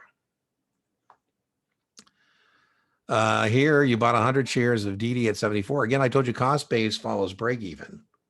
Now, there are exceptions to that, but the vast majority of the time, that's going to be the right answer. So I paid 74 for the stock. I paid 3 points for the protection. So my cost base is my break even, which is 77. The type of preferred stock that allows preferred stockholders to share in profits beyond some stipulated amount is known as, and this comes from debrief, that's called a participating preferred stock. This is typical of a cyclical company. In a cyclical company, we say, listen, in a down business cycle, it's unlikely we're going to pay you, and so it's not going to go into arrears. But to reward you in the upcycle, when we're making a lot of money, if we make excess of, we'll give you a percentage of that as a reward for being with us in good times and bad. Now, the idea here would be to buy at the bottom of the cycle and sell at the top, but it's called participating preferred, and that came from debrief. A customer buys 1,000 shares of Apple at $139. I highly recommend that you do things on a per share basis. And I use T's. Some people don't like to do T's, if you want. Some people like to do pluses and minuses. And I like to say, well, I'm out $139 for the Apple. And I brought in, good, I got it there, 17 for the option contract. And so then I like to say, well, my break-even is the number that makes the columns balance. And so some people like to say, well, I'm out $139 for the Apple. I brought in 17 points for the option. So I'm net out of pocket. If I take the 139 minus 17, my break-even is 122. So that's my break-even. And so now what I got to recognize is I don't participate past the strike price. I don't participate past the strike price. By the way, in a covered call, it's going to be the stock cost minus the premium equals the break-even. Right, so 139 minus 17, 122. What I got to recognize here is that I don't participate past the strike price. So here I paid 139 for the Apple. I brought in 17 points for the option. I got to sell the stock at 150. P.S. No, that's a leap, man, a leap. That doesn't expire till January of 2024. Long-term equity appreciation potential security. Wow. By the way, that's the only option that you could buy and potentially have a long-term capital gain on the option itself, not the covered call here, but the option itself, because the only option contract you could possibly hold for more than 12 months. But again, there's a couple ways to do this. One way is to say, well, I make 11 points here, plus I make the 17 points. So I make 28 points on 10 contracts governing 100 shares. Another way to think about it is I make the 11 points there, right? Plus the 17. Or another way to think about it is I'm out 122 and I can sell the stock at 150. The biggest test issue here is you don't participate past the strike price. You don't participate past the strike price. There's a ceiling here. You got to give up that stock at 150. So here the max gain is 28 grand. I'm not as worried if you can't come up with the 28 grand as of not knowing that you don't participate past that strike price. Right? You've capped your gain. I like this one. This comes from Debrief. This is pretty messy. He said he got asked about the value of the warrant. Warrants are, remember, issued as a sweetener, an incentive. They're long-term and they're issued above the current market price. So a customer received warrants to buy the common stock at 7 when the stock was 6. So it meets the first thing. We said they're going to be issued with a exercise price above the current market price. Here's the current market price. There's our, exercise price. And 3 years later, the stock is at 25. Wow. So you have a choice to buy the stock at 7, and now the stock is 25. And so it has 18 points of intrinsic value. So you would expect this in the secondary market to be trading at 18 plus, right? Because there'd be some time value as well. So this comes from Debrief. I kind of thought this was an interesting, I trust, again, I don't, take to heart every person who tells me what they saw, but I do take to heart, people I know who worked hard and I think they know what they saw. So again, this is a new one. I haven't had anybody tell me they've seen this one before, but I trust the guy. But by the way, he said, it was a little trickier than he was expecting. And so, here's my approximation of trickiness. All the following are true of a unit investment trust, except the assets are professionally selected. That's true. The portfolio is fixed. That's true. They have a finite life. That's true. This is false. This too comes from Debrief. I have told people not to worry about unit investment trust, but as I told you, if you see something, say something. I say I got a typo there. And here's, guy saw something and said something. So, if you take your test and Dean said something's not there and then shows up, well, then give Dean a call. Say, you told me it wasn't there, and it was. So again, this comes from Debrief. No surprise here. We all know that's a test question. Statute of limitation is, 6 years, regardless of where you're present or former client. A corporation, again, this comes from Debrief. And again, he said it was a little trickier than he was expecting.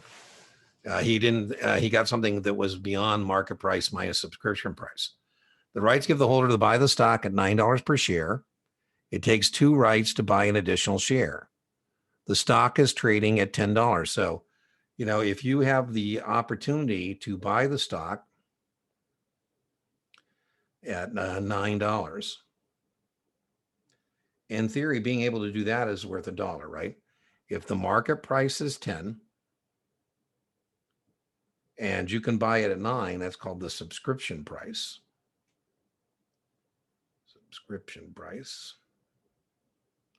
In theory, that's worth $1. And then it takes 2 to get that done. 2 rights are needed. And so that means that each of these rights are in theory going to be worth 50 cents. Now, in reality, something's only worth what someone else is willing to pay.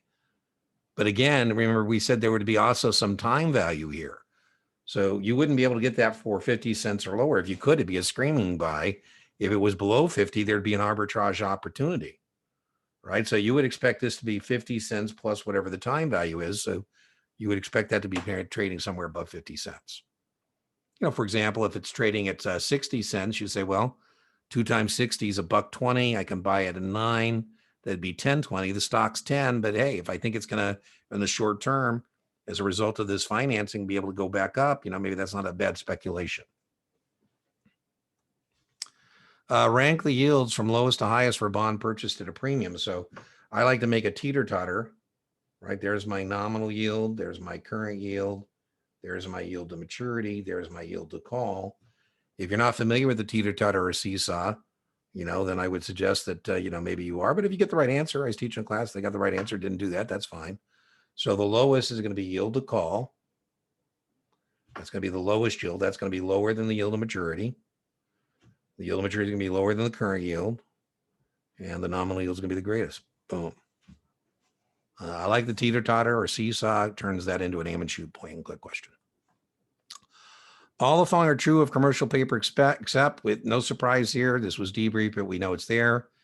It's issued at a discount by corporations. It's true. It's a money market security. That's true. It has a maximum maturity 270 days. And they said they got asked if it's secured or collateralized. It is not. And so, no, this is just the promise of the company to pay. And so D is not true. It isn't secured. It isn't collateralized.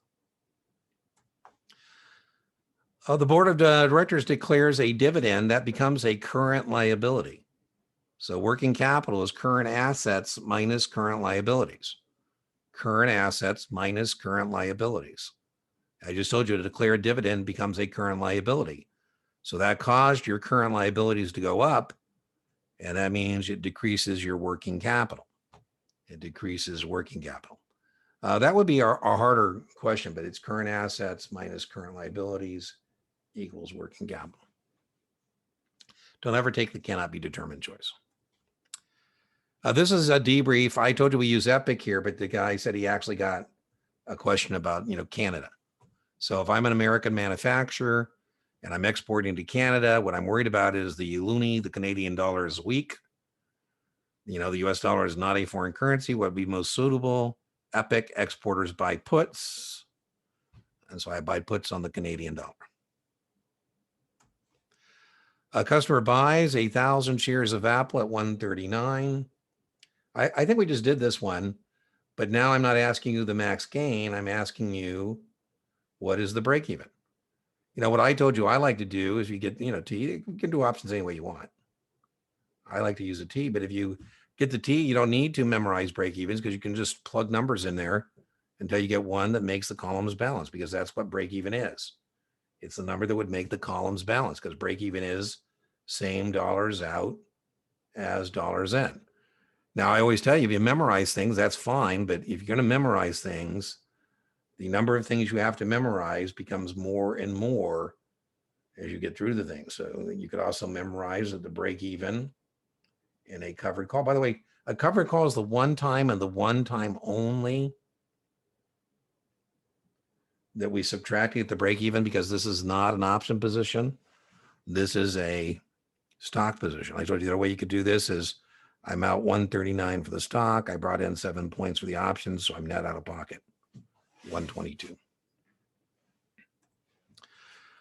This comes from debrief.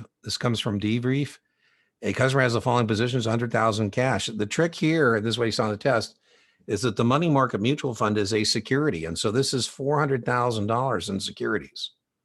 That is $400,000 in securities, because the mutual fund is a security. And that's what he said they were trying to trip him up on, is the mutual fund something different? No, it's a security. And so we always are going to cover you up to 250 in cash. He has 100 in cash. So he's going to be fully covered on everything, right? What he said they tried to trick him on is this idea that, this is considered cash and it's not for reciprocal liquidation purposes. So that comes from debrief. A mutual fund is a security. A mutual fund is a security and is covered as such. CMOs, I have an entire lecture on CMOs. It's about 30, 40 minutes. This is an explication, but you're carving up a pool of mortgages from Ginnie Mae. And so there's going to be no credit risk. There's certainly going to be interest rate risk, prepayment risk, and extension risk. And that's the whole point of carving it up, is allocating those risks. We didn't carve it up into various cash flows or tranches, PACs and tax. Everybody have equal status. And so you don't have any credit risk. Now, by the way, if we're carving up something other than that, like car loans or credit card receivables or something, then we're going to have credit risk. Which of the following positions has limited risk and unlimited gain? Boom, long call. That sounds wonderful, right? How is this little several $100? Would you like to control thousands of dollars worth of stock? Woohoo. A customer has noted the yield curve is inverted. So what is that? That's when short-term rates are higher than long-term rates. And that is a negative leading economic indicator. And it's usually, a sign of a potential recession. And so he asks you what has the least credit risk. Now, again, what we would probably try to do here is rotate our asset allocation model based on this. And I was looking for a defensive stock, but he said he actually got asked about a bond having the least amount of credit risk. And so that would be the Treasury bond. So this one comes from Debrief, and he said he got asked about a yield curve and, the possible recession, and the customer wants to know about credit risk. So I think that's a little much, but it is what it is, right? A sophisticated client instructs, this comes from Debrief, the broker dealer to transmit and execute a trade to a particular market center, even though that exchange isn't displaying the best quote. So it doesn't matter whether we're talking about the third market, fourth market, a foreign market, doesn't matter. The customer is within his rights to say, listen, I'm comfortable with NASDAQ, for example, or I'm comfortable with whatever exchange it is, and I want my order routed to that exchange. The broker dealer should do which of the following. You never refuse to follow customers' instructions, never. I mean, it's the customer's money. If he tells you to do something, we don't play God with his money. You don't absolve yourself of any responsibility using a third-party broker dealer. They said they got this kind of idea that you can give it to someone else and it's not a problem. There we go. We follow our customers' instructions, and we make a note on the order ticket, and perhaps even further documentation, right? Where we send them a happy letter saying we're happy, just want to confirm you're happy. I want to document that, you told us that you wanted this to go to your market center rather than the market center that had the highest bid or the lowest ask. And then D is just nonsensical, right? How a customer leaves your firm, how long is record retention of the customer account record? That makes sense that it's 6 because, again, arbitration is 6. By the way, if it's like order tickets, it's like 3, but the original documentation stuff is 6. Buying a 4% tax free. Now we're going the other way. We said you're always going to get this. You're always going to get the tax bracket. And you're always either going to get the taxable yield or the tax-free yield. If it's the taxable yield, we multiply. If it's the tax-free yield, we divide. And so what we're going to do is take 4%. We're going to take the tax-free, and we're going to divide by 100% minus the tax bracket.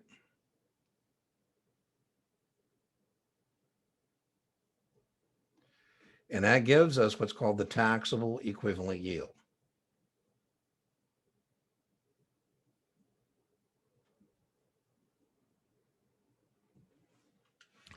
And so we're going to take, we do this part first. His tax bracket is 47%. So he must live in New York or California, somewhere like that. Oliver Wendell Holmes said taxes are the price you pay for civilization. So we're going to take 4% and we're divide by 0.53 because that's what this is, 0.53. And we say, boom. If we say, listen, in your bracket, getting 4% tax-free is the equivalent of giving 7.5 taxable. So, if we can get you a bond, a corporate bond, taxable bond pays 8, maybe you should do that. But that's what that's like. After getting this and not paying taxes is the same as getting that and paying taxes. You're going to have to do that maybe once, but maybe even both of them. So remember, you always get the tax bracket and you either get the taxable yield, multiply, tax-free yield, divide. I have a whole lecture on Series 7 Math that was a lecture request. We honor lecture requests. I'm thinking about making a separate playlist to just put the lectures that were requested by our subscribers on the channel. And, to be honest with you, what does Dean know, right? Those lectures are more popular than things I think you would be interested in. But, so I'm thinking I'll put them in their own little category as well as where they fit, in there. A customer is long a 50 put at 4. So, boom, boom, boom, 4 times 100, right? The customer's maximum gain. Oh, Dean blew it. They said my maximum gain. So, boom. I paid out 4 points for a choice to sell the stock at 50. So ideally, what I'd like to be able to do is get the stock out of the trash can and stick it to somebody at 50. The most I can make is when it goes from my break even 46 to 0. So the most I can make is 46 points or $4,600. The IRS will impose which of the following cost base on a customer who has no records for purchases of shares of a stock or mutual fund purchased over several time frames. The question here is you can do it any way you want unless you can't identify it, then the IRS is going to impose FIFO. Again, this comes from debrief. No surprise, we know that's there. On all these tax questions, you should always answer what yields the most to the U.S. Treasury.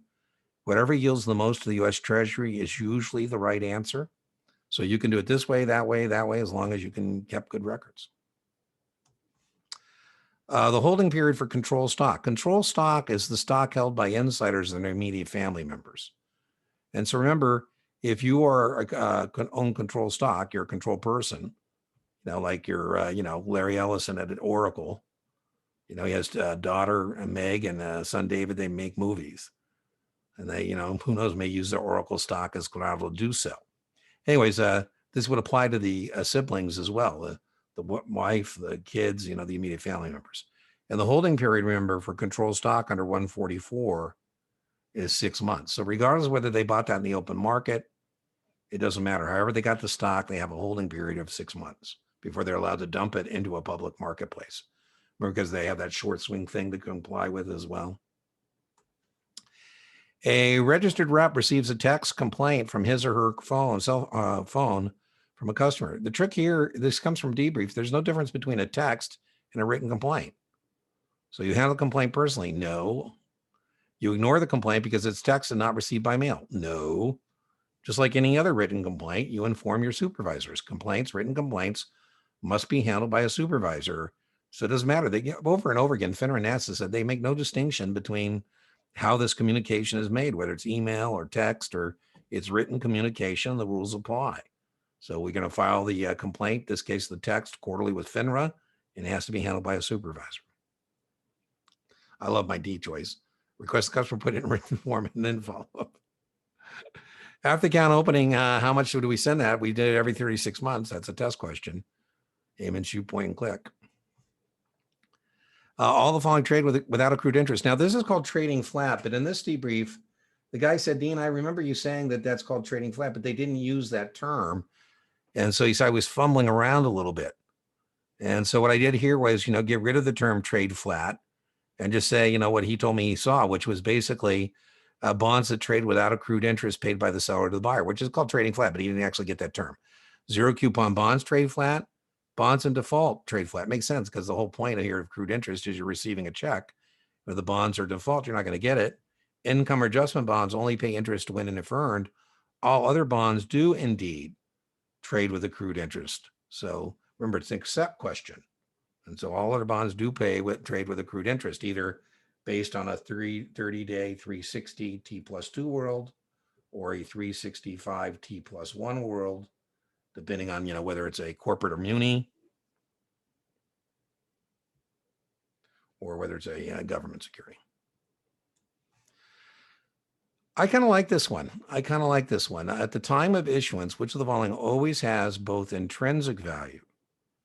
So at the time of issuance, no, warrants are again above the current market price. Call options. No, call options typically may or may not have intrinsic value, time value, but not always. We roll out like Apple's at 140. We roll out the 145s, the 150s. No. Convertible debentures, when they're issued, remember the conversion price, we've been looking at one that was 40, but when that was issued, the stock was probably, 36 or 37. Boom. Rights, remember, always are exercisable below the current market price. And so that means they're going to have intrinsic value when they're issued, and then they're going to have some time value, maybe short, because they're short term, but there's still going to be some time value as well. So I kind of like that question. Kind of I'd probably give you 2 points if you got that one right. ABC has declared a special dividend of $2 a share. So special just means it's not a quarterly dividend. I was just reading about a lumber company and they were making all kinds of money. And they said, we don't think we're going to make this kind of money all the time, but the board has decided that we don't need all the money from this cycle we're currently in. And so we're going to declare a one-time special dividend of $2. So this is, who cares that it's whether it's quarterly or not, it's just a $2 dividend. So, if the stock was worth 96 with that $2 in the corporate shell as part of the current assets, and now it's going to be leaving the corporate shell, we would expect the stock the day before the X, we would expect it to go down by that. the day before the X date at 96, what should the stock? It looks like Dean needs to fix his slide here. 96 should open up at 94. So it looks like Dean was too clever for his own good. That's before the X at 96. What should the stock? Should be 94. So I'll have to fix that one. And then remember, what I'm not supposed to do is I'm not supposed to, use this as an artifice. So I'll tell you what, I'll fix the slide right now on the fly. I'll probably regret this.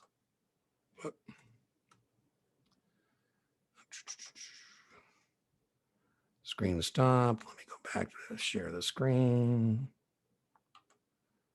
We're on, let's see, which one was that? There it is right there.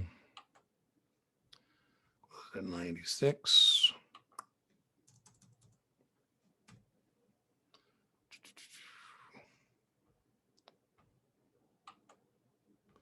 There we go. Whoop. Back in business. It should go down by the amount of the dividend.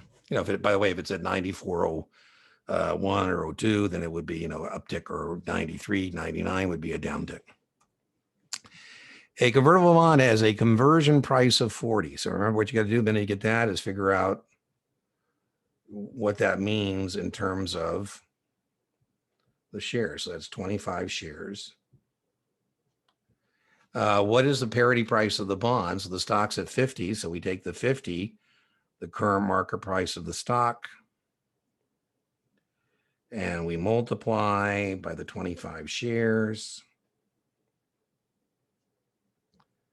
And let's see, 50 times 25 is, 50 times 25 is, it looks like once again, Dean is getting tired here towards the end of these. So stop share. Share screen.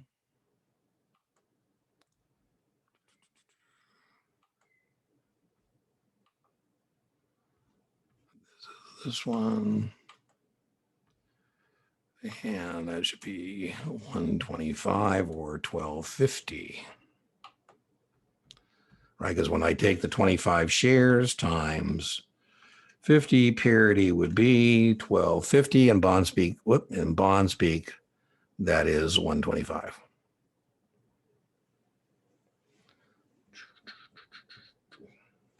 By the way, we would expect it to be trading at something more than that. Remember, we saw below that there would be an arbitrage opportunity. Maximum 12B1 fee a mutual fund can charge is 1/4 of 1%. 25 bips or 25 basis points, that's 1/4 of 1%. So if Vanguard chose to, they wouldn't, but if they chose to, they could charge 25 basis points, 1/4 of 1% on the $4 trillion over there. Woo!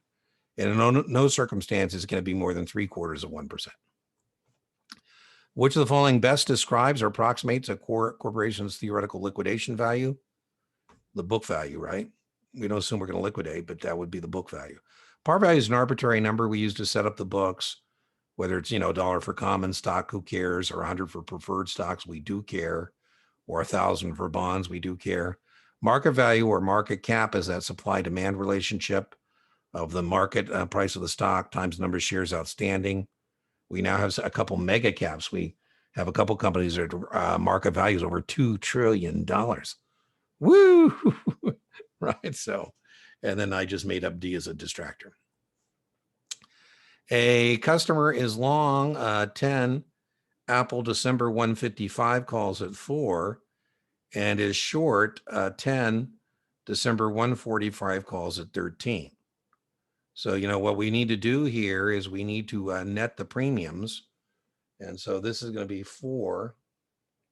So I like, if I got a lot of things going on, I like to really be disciplined on what I'm doing here in terms of stuff. So I like to use dollars out versus dollars in. And so the 155 calls, we paid 4 for those. And then we brought in 13 for these. And so we have a net credit of 9 points. When I net those two, this is a 9-point credit spread.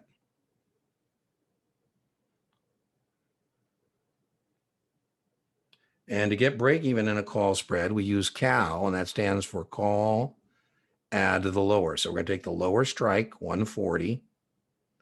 We're going to add the net premium, doesn't matter what's a debit or credit, and we get the break even here of 149. And this is bearish, so we want it to be below 149. By the way, test taking trick, the break even has to be a number between 140 and 145. I'll just illustrate that indeed that's the break even. Let me just illustrate that to you. My dominant leg is my obligation to sell the stock at 140. And I have a choice to buy the stock at 155. So I'm just illustrating that indeed the break even is 149. If I buy it at 149 and I deliver 140, please note those columns end up matching. So I'm just illustrating that's the break even.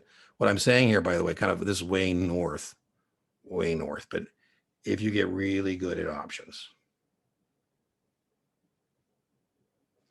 you can just plug in the dominant leg and say, well, boom. So it's got to be a number that would make the columns balance.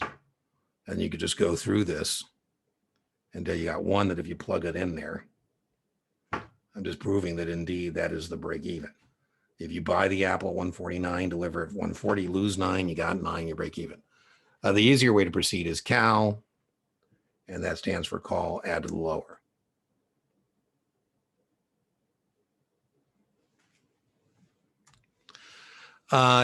Very testable. You could have got this with the Sesame Street trick, maybe, perhaps, but stock dividends are not taxable, not taxable, not taxable. Cash dividends are. So the answer is D. Again, I wouldn't get into whether it's qualified or not. It doesn't matter. It's just taxable. The other ones, you just have to adjust your cost base. You either have more shares at a lower price, or in this one, you have less shares at a higher price. Which of the following is a penny stock? It's a non-NASDAQ stock under $5.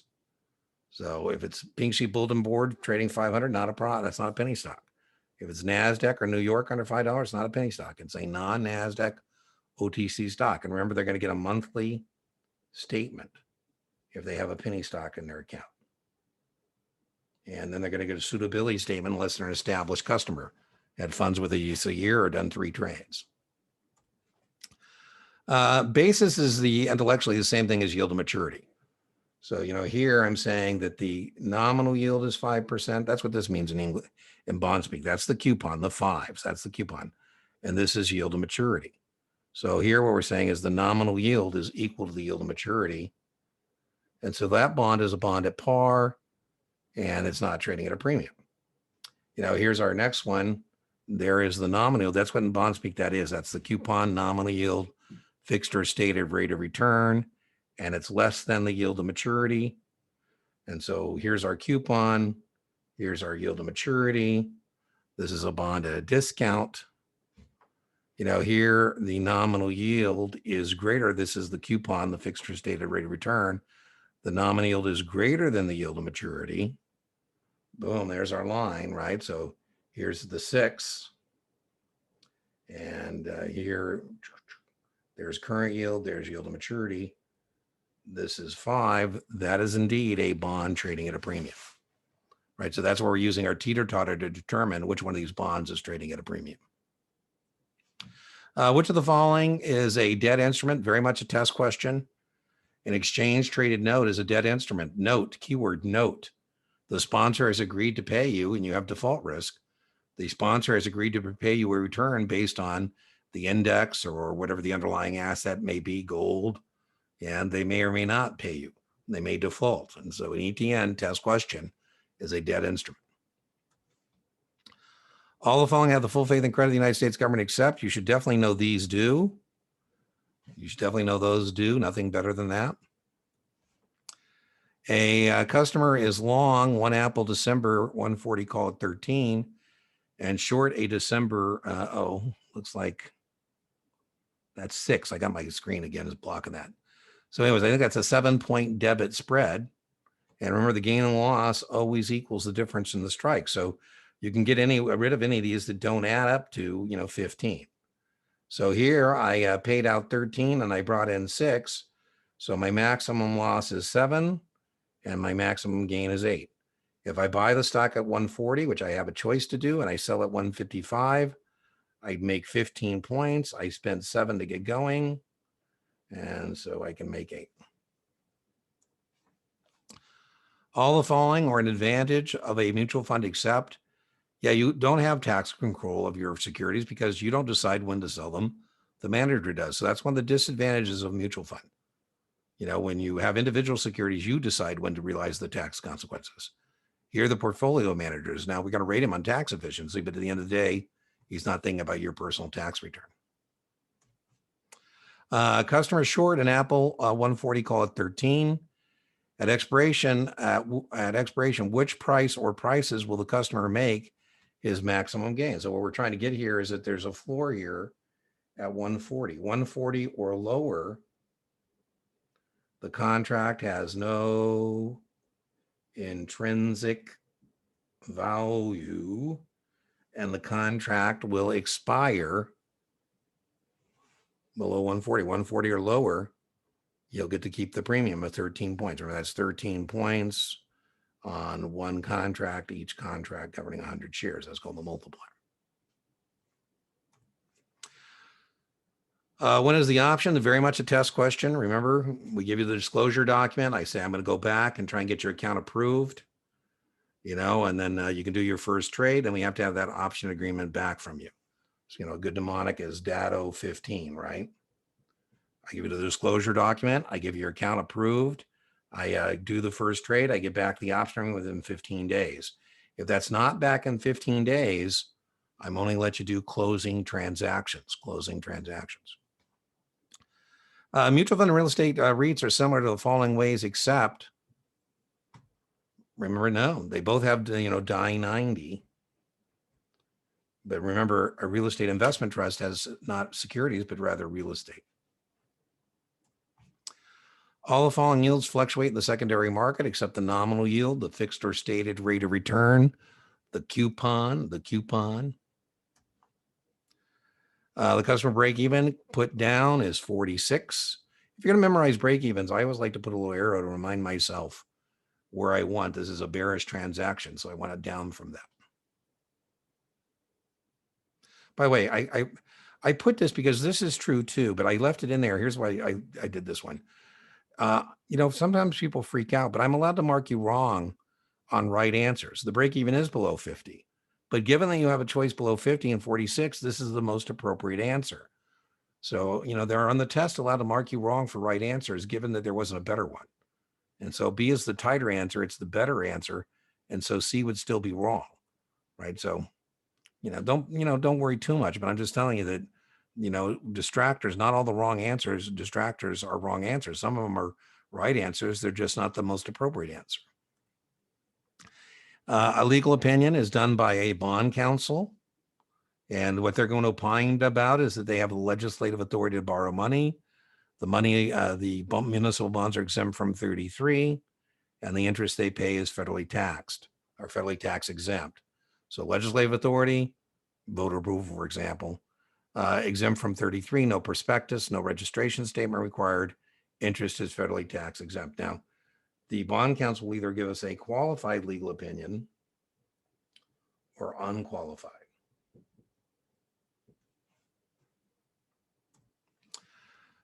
Signal of reversal, you do get some technical questions. And so this is a head and shoulders pattern. It's going to be the only time the pattern looks like it should look. You're not going to be struggling with, there's the support and there's the resistance. And then, again, the inverted head and shoulders would be the opposite. The inverted head and shoulders would be the end of the bearish and beginning of the bullish. So very much a test question. You want to make a flashcard with this or do whatever you want to do with it. Not a bad idea. Bearish position with limited risk. Unlimited risk, unlimited risk, unlimited risk, not effectively hedged. Most of these, by the way, are recognition when it comes to this unlimited risk thing. This comes from Debrief. Somebody said they got asked about TANs, BANs, and RANs. This is high quality debt maturing in less than a year. This is the muni equivalent of borrowing against receivables. So the note here isn't 2 to 10 like it would be a Treasury. It's less than a year. So these might be found in a money market tax-free fund. They have their own unique credit rating, which is called a MIG rating. That stands for Moody's Investment Grade, and MIG 1 would be better than MIG 2, which would be better than MIG 3. Bond anticipation note you typically get from your underwriter. And then remember, Treasury note isn't a municipal security, right? It's not a municipal. So D is the answer because, again, it's the Exempt format. That comes from debrief. Limited reward, non-limited risk. Boom. That's, I guess, a guaranteed test question. You need to know a short naked call has unlimited risk. If you're right, you get to keep the premium. Whoop-de-doo. Like picking up nickels in front of bulldozers. The Municipal Securities Rulemaking Board says confirmations for which of the following bonds must show yield to call. Bonds traded at a premium. Bonds traded at a premium. We say that as yield to worst. It's the lowest yield. That's likely the bonds are going to be called.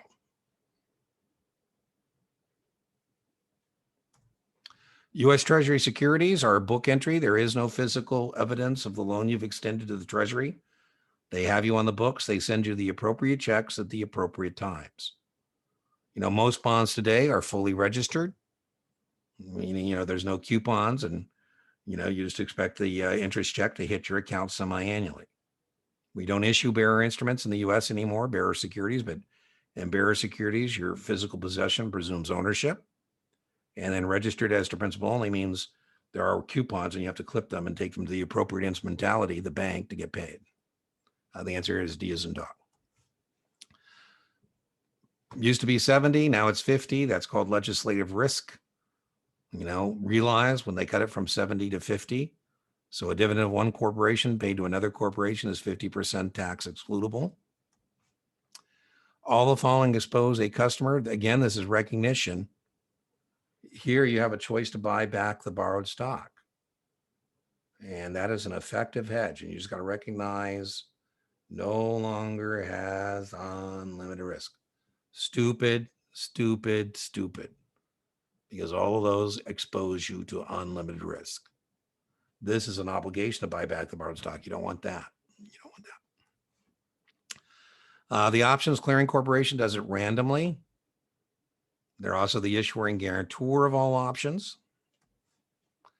The MSRB rule, remember for brokers, it's 100, but for this thing, it's $250, right? You have to be eligible to participate or vote for them to do that. It's $250 per election cycle. Oil and gas is the riskiest, very much a test question. Exploratory or wildcat program, you boldly go where no one's gone before. You drill a hole, either win big or you lose big. And then we said the gift or gratuity rule from an employee of one FINRA member firm to another is $100. Doesn't count normal deductible business activities. Doesn't count reminder advertising. Here, again, we make our line. It has a coupon of 7. It has a yield to maturity of 5. And so that would be a bond trading at a premium. They're going to torment you. You're going to get at least, 1 or 2 test questions about this bond. And then remember, the point is that you don't really care about the yield to maturity because whatever this number is, yield to call, it's actually lower than 5. Now, and if that number is still attractive, given other bonds in the marketplace, maybe you still want it. But to make an informed decision when you buy a bond at a premium, you got to know yield to call. When you buy a bond at a premium, and it's going to be the lowest yield. Boom, aim and shoot, point and click. You should probably recognize that one too. That's the markup, markdown policy in the secondary market. And remember, that's not a rule, that's a policy. The answer here is 8.5. 10% is the max syndication fees in a partnership.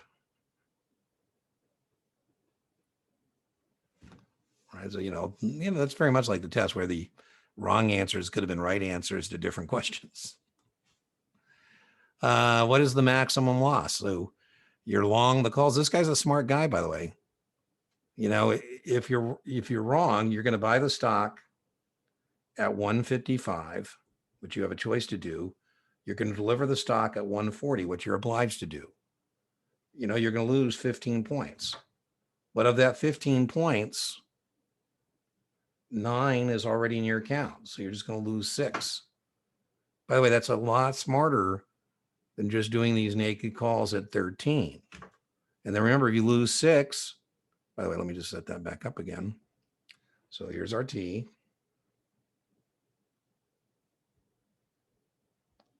Here's the 155s and here's the 140s. Again, I would do it on a per share basis because otherwise it's a mess. But here's the 4 and there's the 13. And so that is a net of 9. So if the contracts expire, I'm going to make 9 points. Worst case now is I buy the stock at 155. I deliver the stock at 140. So I'm out 159. I bring in 153. And so then I can lose 6 points on 10 contracts governing 100 shares, which is a lot smarter. Remember, the gain and loss always equals the difference in the strikes. So now if you don't know that, by the way, then you got to memorize yuck. You got to memorize that the maximum loss on the credit spread is the difference in the strikes minus the net credit, which is 9. By the way, this is the gain. That's the gain. Customer buys a 140 call at 7 and a put. This is a long straddle. So we're going to combine the premiums, 7 plus 7, for a total of 14. We add it to the call. We subtract it from the put. So, 140 plus 14 is 154. 150 minus 14 is it looks like Dean made a mistake. 140 minus 14, 126. Yeah, boom. And remember, so you have to identify this as a straddle, got to calculate the break evens. Where do I want this stock? I want Apple to be above 154 or below 126. Short the straddle, I want the market price inside, long outside. Why do I do this? Volatility, but direction is uncertain. Woohoo. Okay, well, listen, everybody. Came in at a little over 2 hours. I apologize about that, but, it is what it is. You have a pause button. I hope you find these practice exams helpful. If you have any questions about them, let me know. What is that in the camera view there? Oh, that's... Huh. Anyways, we've been at it about 6 months and we have 30,000 views, over 1,000 subscribers. So, like, share, comment. I'm pretty good at getting back on comment. We should be getting assigned pretty soon a community page for the YouTube channel so we can, tell you what's going on there. I'm going to publish this immediately because we have some loyal subscribers who are testing this week and they had specifically asked for another practice exam. So here it is. So I'll put this up. I'm not going to do the premiere that we usually do. And what we have next on our agenda is building out some more 66 content. We're going to explicate the Series 66 test specifications. I'm not going to do it in order. I'll probably do it by weighting. So the ones that have the most, questions in them, I'll do that first.